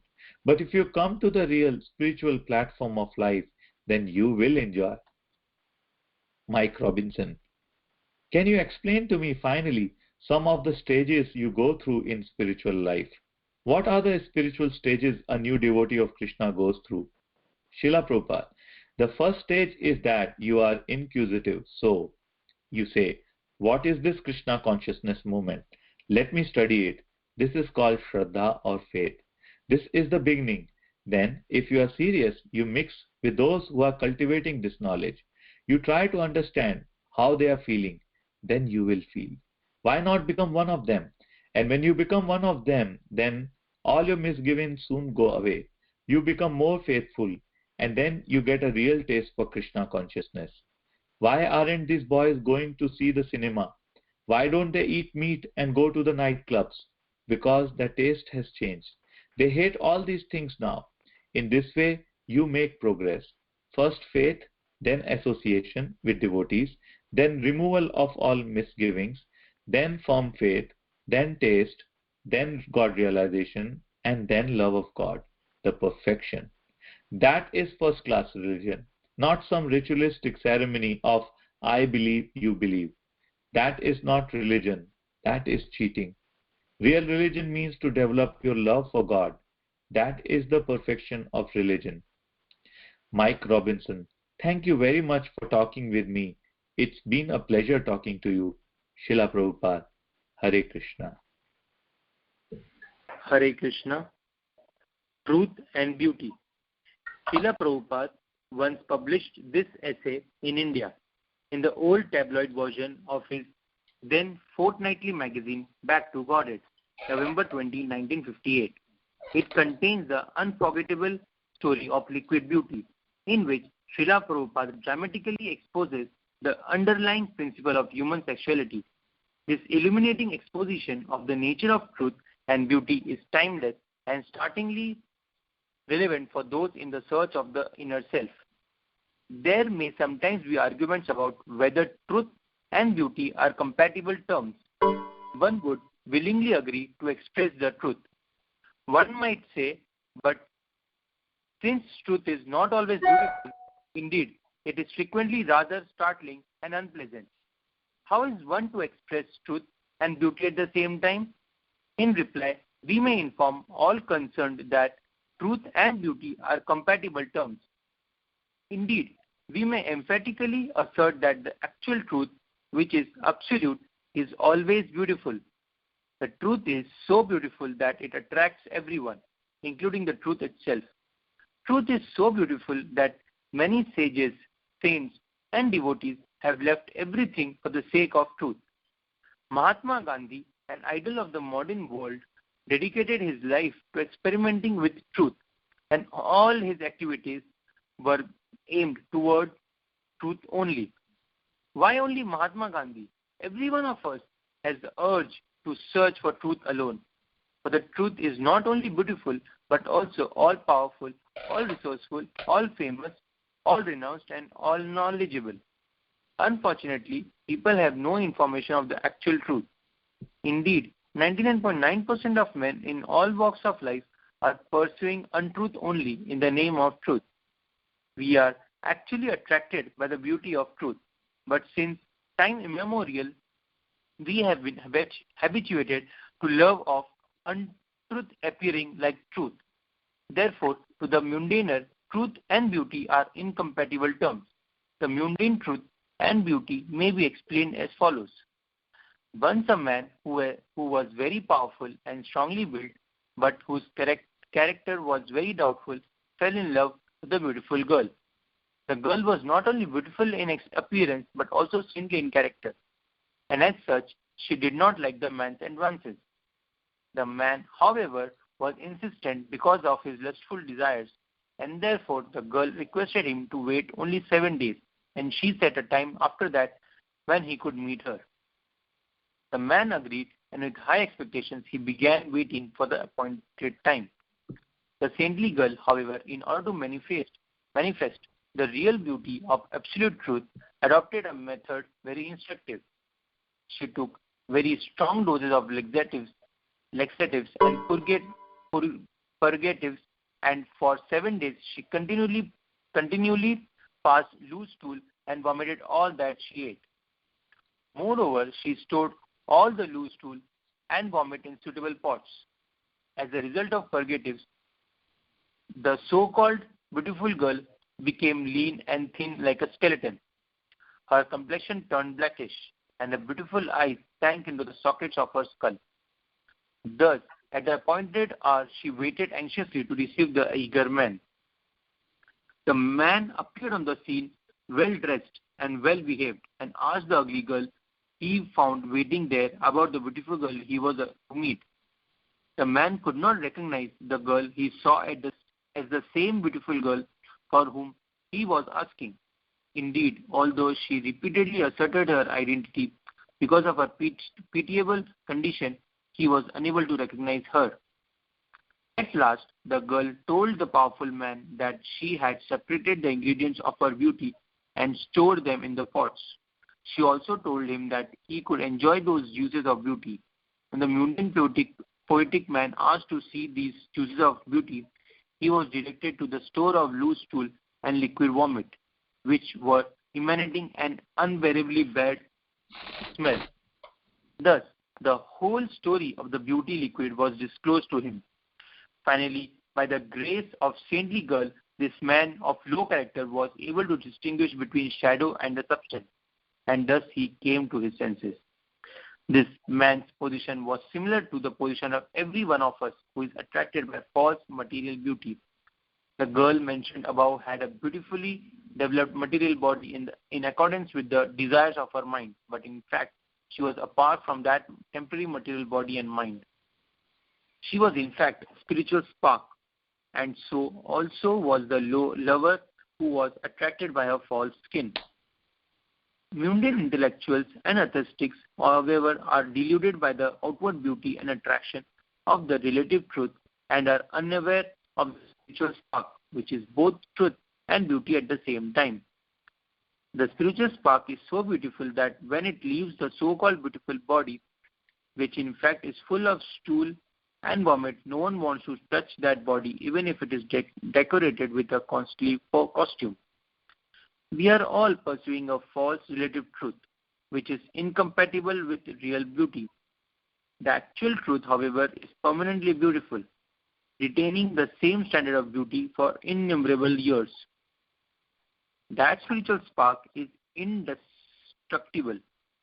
The beauty of the outer skin can be destroyed in only a few hours merely by a dose of a strong purgative.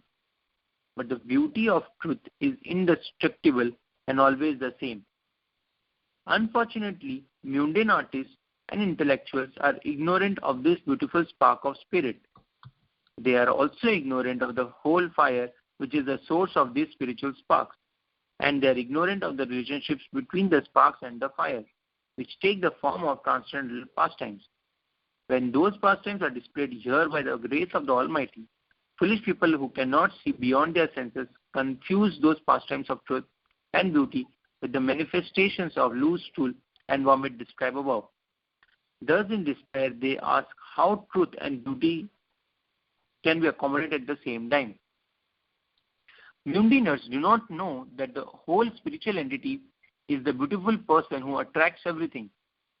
They are unaware that he is the prime substance, the prime source, and fountainhead of everything that be. The infinitesimal spiritual sparks, being parts and parcel of that whole spirit, are qualitatively the same in beauty and eternity.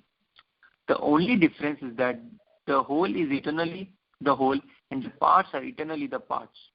Both of them, however, are the ultimate truth, ultimate beauty, ultimate knowledge, ultimate energy, ultimate renunciation, and ultimate opulence. Although written by the greatest mundane poet or intellectual, any literature which does not describe the ultimate truth and beauty is but a store of loose stool and vomit of the relative truth. Real literature is that which describes the ultimate truth and beauty of the absolute. Hare Krishna. The art of dying. Although the media are generally obsessed with violence and death, our perception of death and dying is superficial. Srila Prabhupada observes, as long as a man is in the full vigor of life, he forgets the naked truth of death which he has to meet.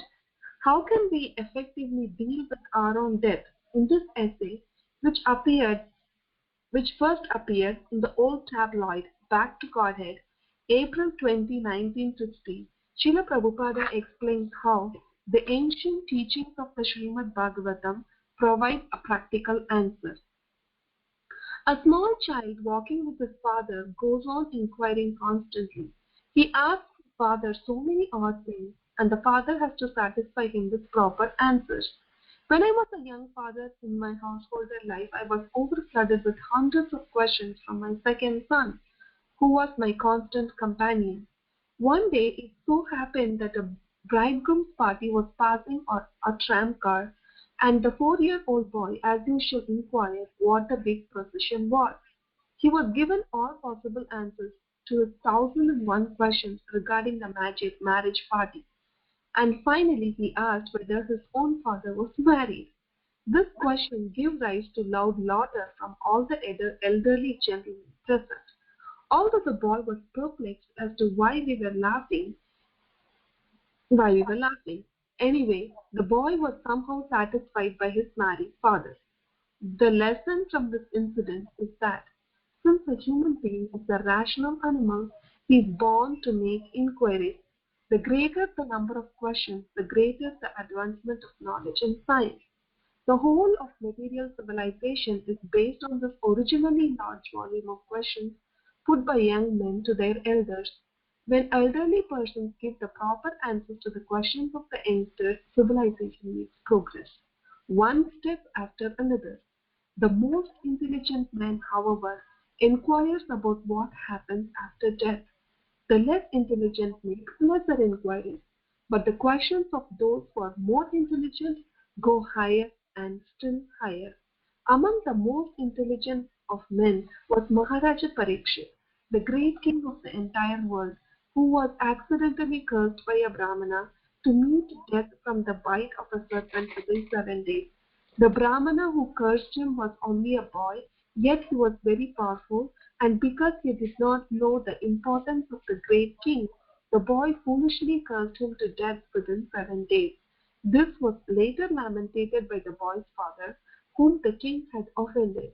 When the king was informed of the unfortunate curse, he at once left his palatial home and went to the bank of Ganges, which was near his capital, to prepare for his impending death. Because he was a great king, almost all the great sages and learned scholars assembled at that place where the king was fasting prior to leaving his mortal body.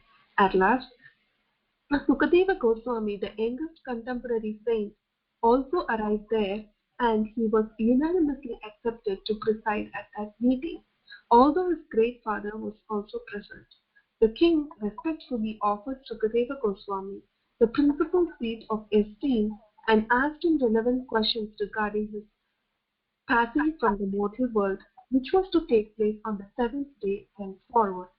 The great king, as a worthy descendant of the Pandavas, who were all great devotees, placed the following relevant inquiries before great sage Shukadeva. My dear sir, you are the greatest of the greatest transcendentalists, and therefore I submissively beg to ask you about my duties at this moment. I am just on the verge of death. Therefore, what should I do at this critical hour? Please tell me, my lord. What should I hear? What should I worship? Or whom should I remember now? A great sage like you does not stay at the home of a householder more than necessary, and therefore it is my good fortune that you have kindly come here at the time of death. Please therefore give me your directions at this critical hour. The great sage, having thus been pleasingly requested by the king, answered his questions authoritatively, for the sage was a great transcendental scholar and was also well equipped with godly qualities, since he was the worthy son of a Badarayana or Vyasadeva, the original compiler of the Vedic literature. Shukadeva Goswami said, My dear king, your inquiry is very much relevant, and it is also beneficial for all people of all times. Such inquiries, which are the highest of all, are relevant because they are confirmed by the teachings of the Vedanta Darshana, the conclusion of the Vedic knowledge, and of Atmavid Sammataha. In other words, liberated souls who have full knowledge of their spiritual identity put forward such relevant inquiries in order to elucidate further information about the transcendent. The Srimad Bhagavatam is the natural commentary upon the great Vedanta or Sharirika Sutras, which were compiled by Srila Vyasadeva. The Vedanta Sutras are the topmost Vedic literature, and they contain the nucleus of basic inquiries about the transcendental subject of spiritual knowledge. Yet, although Srila Vyasadeva compiled this great treatise, his mind was not satisfied.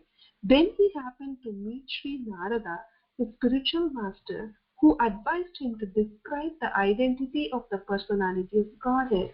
Upon receiving this advice, Vyasadeva meditated on the principle of Bhakti Yoga, which shows him distinctly what is the absolute and what is the relativity or Maya. Having achieved perfect realization of these facts, he compiled the great narration of the Srimad Bhagavatam or beautiful Bhagavatam, which begins with actual historic facts concerning the life of Maharaj Parikshit. The Vedanta Sutra begins with the key inquiry about the transcendence. Athato Brahma Jijnasa. One should now inquire about Brahman or the transcendence. As long as a man is in the full vigor of life, he forgets the naked truth of death which he has to meet. Thus, a foolish man makes no relevant inquiry about the real problems of life. Everyone thinks that he will never die, although he sees evidence of death before his eyes at every second. Here is the distinction between animalism and humanity. An animal is like a goat, has no sense of its impending death. Although its brother goat of being slaughtered, the goat being allured by the green grass offered to it will stand peacefully waiting to be slaughtered next. On the other hand, if a human being sees his fellow man killed by an enemy, he either fights to save his brother or leaves, if possible, to save his own life. That is the difference between a man and a goat. An intelligent man knows that death is born along with his own birth. He knows that he is dying at every second and that the final touch will be given as soon as his term of life is finished. He therefore prepares himself for the next life or for liberation from the disease of repeated birth and death. A foolish man, however, does not know that this form of life is obtained after a series of birth and death, imposed in the past by the laws of nature. He does not know that a living entity is an eternal being who has no birth and death. Birth, death, old age, and disease are external impositions on a living entity and are due to his contact with material nature and to his forgetfulness of his eternal godly nature and qualitative oneness with the absolute whole. Human life provides the opportunity to know this eternal fact or truth. Thus, the very beginning of the Vedanta Sutra advises that because we have this valuable form of human life, it is our duty now to inquire. What is Brahman, the absolute truth? A man who is not intelligent enough does not inquire about this transcendental life. Instead, he inquires about many irrelevant matters which do not concern his eternal existence. From the very beginning of his life, he inquires from his mother, father, teachers, professors, books, and so many other sources. But he does not have the right type of information about his real life. As mentioned before, Parikshit Maharaj was given a warning notice that he would meet death within 7 days, and he at once left his palace to prepare himself for the next stage. The king had at least 7 days at his disposal in which to prepare for death. But as far as we are concerned, although at least we know that our death is sure, we have no information of the date fixed for the occurrence. I do not know whether I am going to meet with death at the next moment.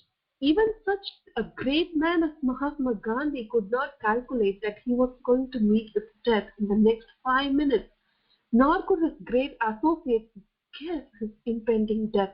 Nonetheless, all such gentlemen present themselves as great leaders of people.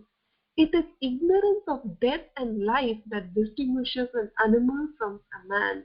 A man in the real sense of the term inquires about himself and what he is, wherefrom has he come into this life, and where he is going after death. Why is he put under the troubles of threefold miseries, although he does not want it? Beginning from one's childhood, one goes on inquiring about so many things in his life, but he never inquires about the real essence of life. This is animalism. There is no difference between a man and an animal as far as the 4 principles of animal life are concerned. For every living being exists by eating, sleeping, fearing, and mating. But only the human life is meant for relevant inquiries into the facts about eternal life and the transcendence. Human life is therefore meant for research into eternal life, and the Vedanta Sutra advises one to conduct this research now or never. If one fails to inquire now into these relevant matters of life, one is sure to go back again to the animal kingdom by the laws of nature. Therefore, even if a foolish man appears advanced in material science, that is, in eating, sleeping, fearing, mating, and so on, he cannot get free from the cruel hands of death by the law of nature. The law of nature works on the 3 modes: goodness, passion, and ignorance. Those who live under conditions of goodness are promoted to the higher spiritual status of life, and those who live under conditions of passion remain stationed in the same place in the material world where they are now. But those who live under the conditions of ignorance are sure to be degraded to the lower species of life. The modern setup of human civilization is a risky one because it offers no education about relevant inquiries into the essential principles of life. Like animals, people do not know that they are going to be slaughtered by the laws of nature. They are satisfied with a bunch of green grass or a so-called jolly life, like the waiting goat in a slaughterhouse. Considering such a condition of human life, we are just trying to make a humble attempt to save the human being by the message of back to Godhead. This method is not fictitious. If there is at all to be an era of reality, this message of back to Godhead is the beginning of that era. According to Sri Sukadeva Goswami, the real fact is that a Grihamedi, or a person who has tied himself like the goat, meant for slaughter in the business of family, society, community, nation, or humanity at large in regard to the problems and necessities of animal life, namely eating, sleeping, fearing, and mating, and who has no knowledge of the transcendence is no better than an animal. He may have inquired about physical, political, economic, cultural, educational, or similar other matters of temporary material concern. But if he has not inquired about the principles of transcendental life, he should be regarded as a blind man driven ahead by uncontrolled senses and about to fall into a ditch. This is the description of Grihamedi. The opposite of Grihamedi, however, is Grihastha. The Grihastha ashrama, or the real shelter of spiritual family life, is as good as the life of a sannyasi, a member of the renounced order. Regardless of whether one is a householder or a renunciate, the important point is that of relevant inquiry. A sannyasi is bogus if not interested in relevant inquiry, and a grihastha or householder is bona fide if he is inclined to put forward such inquiries. The Grihamedi, however, is simply interested in the animal necessities of life. By the laws of nature, the Grihamedi's life is full of calamities, whereas the life of Grihastha is full of happiness. But in the modern human civilization, the Grihamedis are posing as the Grihasthas. We should therefore know who is what. A Grihamedi's life is full of vices because he does not know how to live a family life. He does not know that beyond his control is the power who supervises and controls his activity, and he has no conception of his future life. The Grihamedi is blind to his future and has no aptitude for making relevant inquiries. His only qualification is that he is bound by the shackles of attachment to the false things he has contacted in his temporary material existence. At night, such Grihamedis waste their valuable time by sleeping or by satisfying their different varieties of sexual urges, by visiting cinema shows and attending clubs and gambling houses where women and liquor are indulged in lavishly. And during the day, they waste their valuable life in accumulating money, or if they have sufficient money to spend, by adjusting the comforts of their family members. Their standard of living and their personal needs increase with their increase in monetary income. Thus, there is no limit to their expenses and they are never satiated. Consequently, there is unlimited competition in the field of economic development, and therefore there is no peace in any society of the human world. Everyone is perplexed by the same questions about earning and spending, but ultimately one must depend on the mercy of Mother Nature. When there is scarcity in production or there are disturbances caused by providence, the poor plan-making politician blames it on cruel nature, but carefully avoids studying how and by whom the laws of nature are controlled. The Bhagavad Gita, however, explains that the laws of nature are controlled by the absolute personality of Godhead. God alone is the controller of nature and the natural laws. Ambitious materialists sometimes examine a fragment of the law of nature, but they never care to know the maker of these laws. Most of them do not believe in the existence of an absolute person or God who controls the laws of nature. Rather, they simply concern themselves with the principles by which different elements interact, but they make no reference to the ultimate direction which makes such interaction possible. They have no relevant questions or answers in this regard. The second of the Vedanta Sutras, however, answers the essential question about Brahman by asserting that the Supreme Brahman, the Supreme Transcendence, is He from whom everything is generated. Ultimately, He is the Supreme Person. Not only is the foolish Grihamedi ignorant of the temporary nature of the particular type of body he has obtained, but he is also blind to the actual nature of what is happening before him in the daily affairs of his life. He may see his father die, his mother dies, or a relative or neighbor dies, yet he does not make the relevant inquiries about whether or not other existing members of his family will die. Sometimes he thinks and knows that all the members of his family will die today or tomorrow, and that he will also die. He may know that the whole family show, or for that matter, the whole show of community, society, nation, and all such things is but a temporary bubble in the air, having no permanent value. Yet he is mad after such temporary arrangements and does not concern himself with any relevant inquiries. He has no knowledge as to where he has to go after steps. He works very hard for the temporary arrangements of his family, society, or nation, but he never makes any future arrangement either for himself or for others who will pass away from this present phase of life.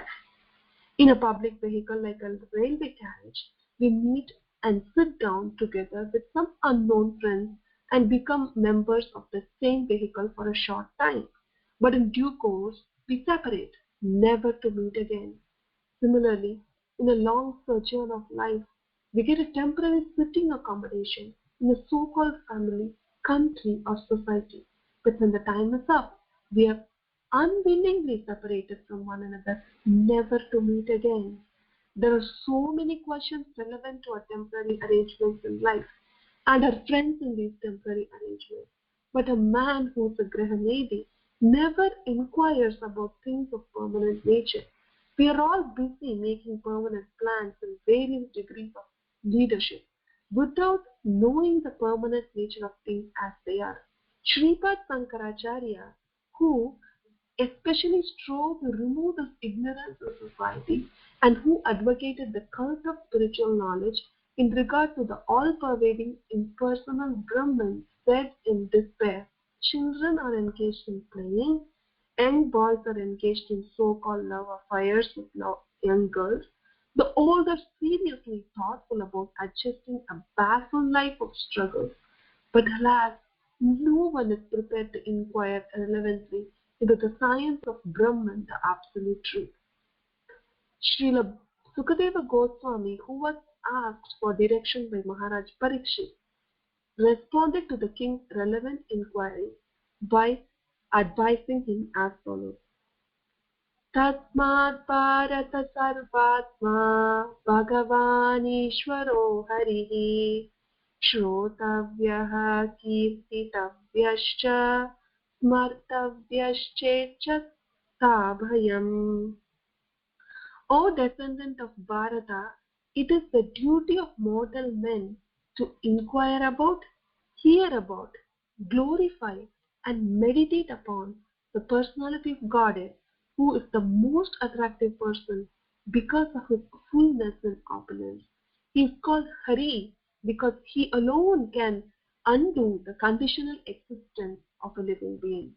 If we at all want to be freed from the conditional existence, we must make relevant inquiries about the absolute truth, so that he may be pleased to bestow upon us perfect freedom in life.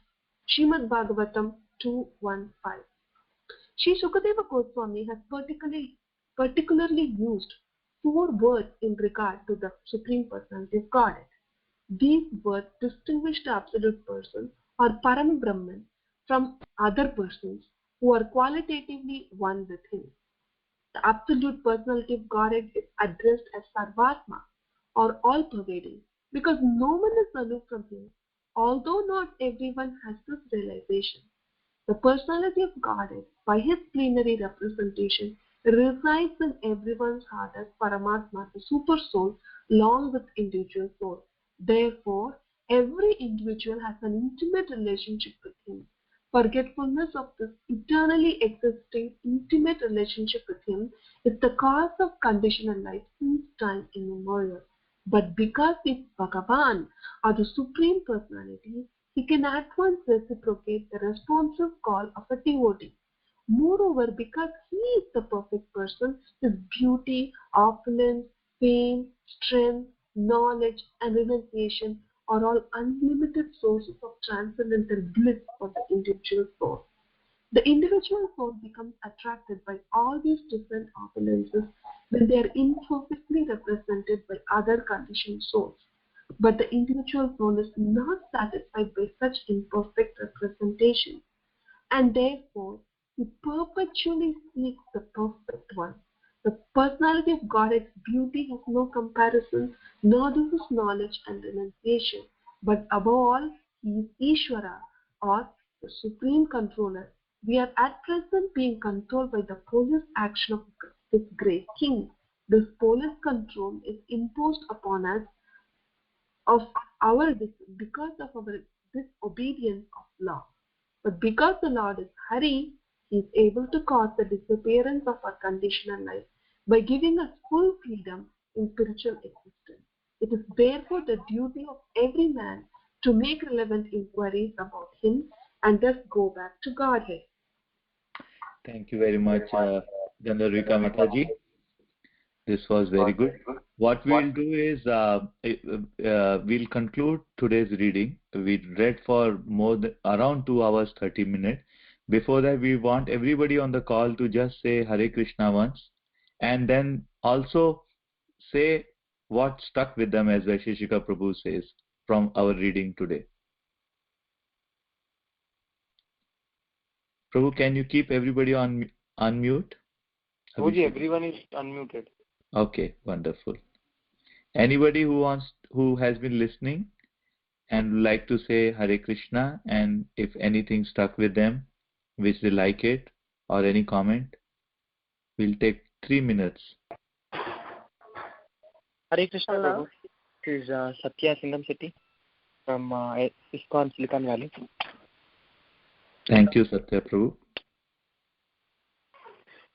So it was actually very nice reading, Prabhu. It's a wonderful experience. And one thing that particularly stuck with me is on page number 32. So Srila Prabhupada answered the question of what are the different stages, and it says the first step is faith, followed by removal of misgivings, firm faith, and then taste, and then love. So that was really good. I mean, that gave me a lot of motivation. Very good, very good. Excellent. Thank you for joining in. Please stay tuned. We'll do many books together. Thank you, Prabhuji. Hare Krishna. Thank you. Next. Hare Krishna, Prabhu. Yeah, Anand Prabhu from Sacramento. Welcome, Prabhu. Prabhu. Thank you. I really like the whole conversation with Mike Robinson. Thank you. Thank you. We'll like to have a Sacramento congregation soon doing this. Yeah, there was a Mataji there. Hare Krishna, Prabhu. This is Konika. So, Konika. Thank you very much for arranging this. This was really wonderful. So one particular point that struck me the most was how Prabhupada was explaining in very easy language to Mike Robinson. For example, when he was giving the example of what is religion, he was saying that you will die, I will die. Just because you are a Christian, you will not die. I am Hindu, I will die. So it is not like that. Religion is same for everybody. In a very nice language, he was just telling him. So that struck me the most. Konika Mataji, you won't believe when I read the signs of self-realization, the same thing, and there are more examples like this later. I agree with you. Okay. Yeah. Okay, that's good to know. Okay. Yeah. Please stay tuned. Thank you so much. That is very close to me. I had the similar experience. Okay. Thank you. Thank you so much. Any others? Leena Mataji, Nathan Prabhu would like to say Hare Krishna to us?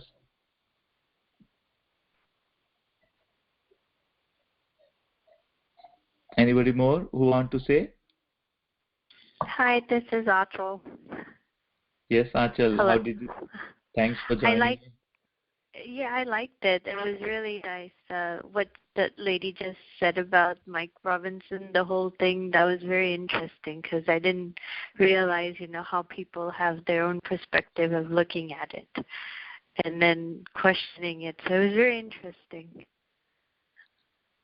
Thank you so much, Achal, and I'm so happy that from San Bruno's people are joining in this session, sir. You made the day. Thank you. So one more quick thing that I want to share that all of us can do, we put it in practice what we read today. It's a simple tip because we read that Lord Hari is the one can undo our conditional existence. So it is said that as soon as we wake up in the morning, if we tell 7 times Hari, like we wake up from the bed, before we sit on the bed, if we just say 7 times Hari, Hari, Hari, Hari, all our sins will be gone. So that way we can start our day like that by saying 7 times Hari. Or we can say Nithai Gaura Hari, whatever it is, 7 times Hari when we wake up in the morning. We'll do that, Mataji. Thank you for sharing that. That's very powerful. Yes. Thank you. Any last takers? Otherwise, we will end this call, and then we'll be sharing the recorded version so that others can also get benefit. And I really actually liked there was very less disturbance, and hope if we understand the right book and some kind of pages, so that we will be on the same page, and you can be on mute and then read also together. I think we together can finish a lot of books like this, and I'm looking forward for that. Thank you all for joining in, and we'll connect again on Saturday, 6 p.m. Thank you so much. Jai Shri Prabhupada. Thank you, Prabhuji. Vancha kalpa tarubhyascha kripa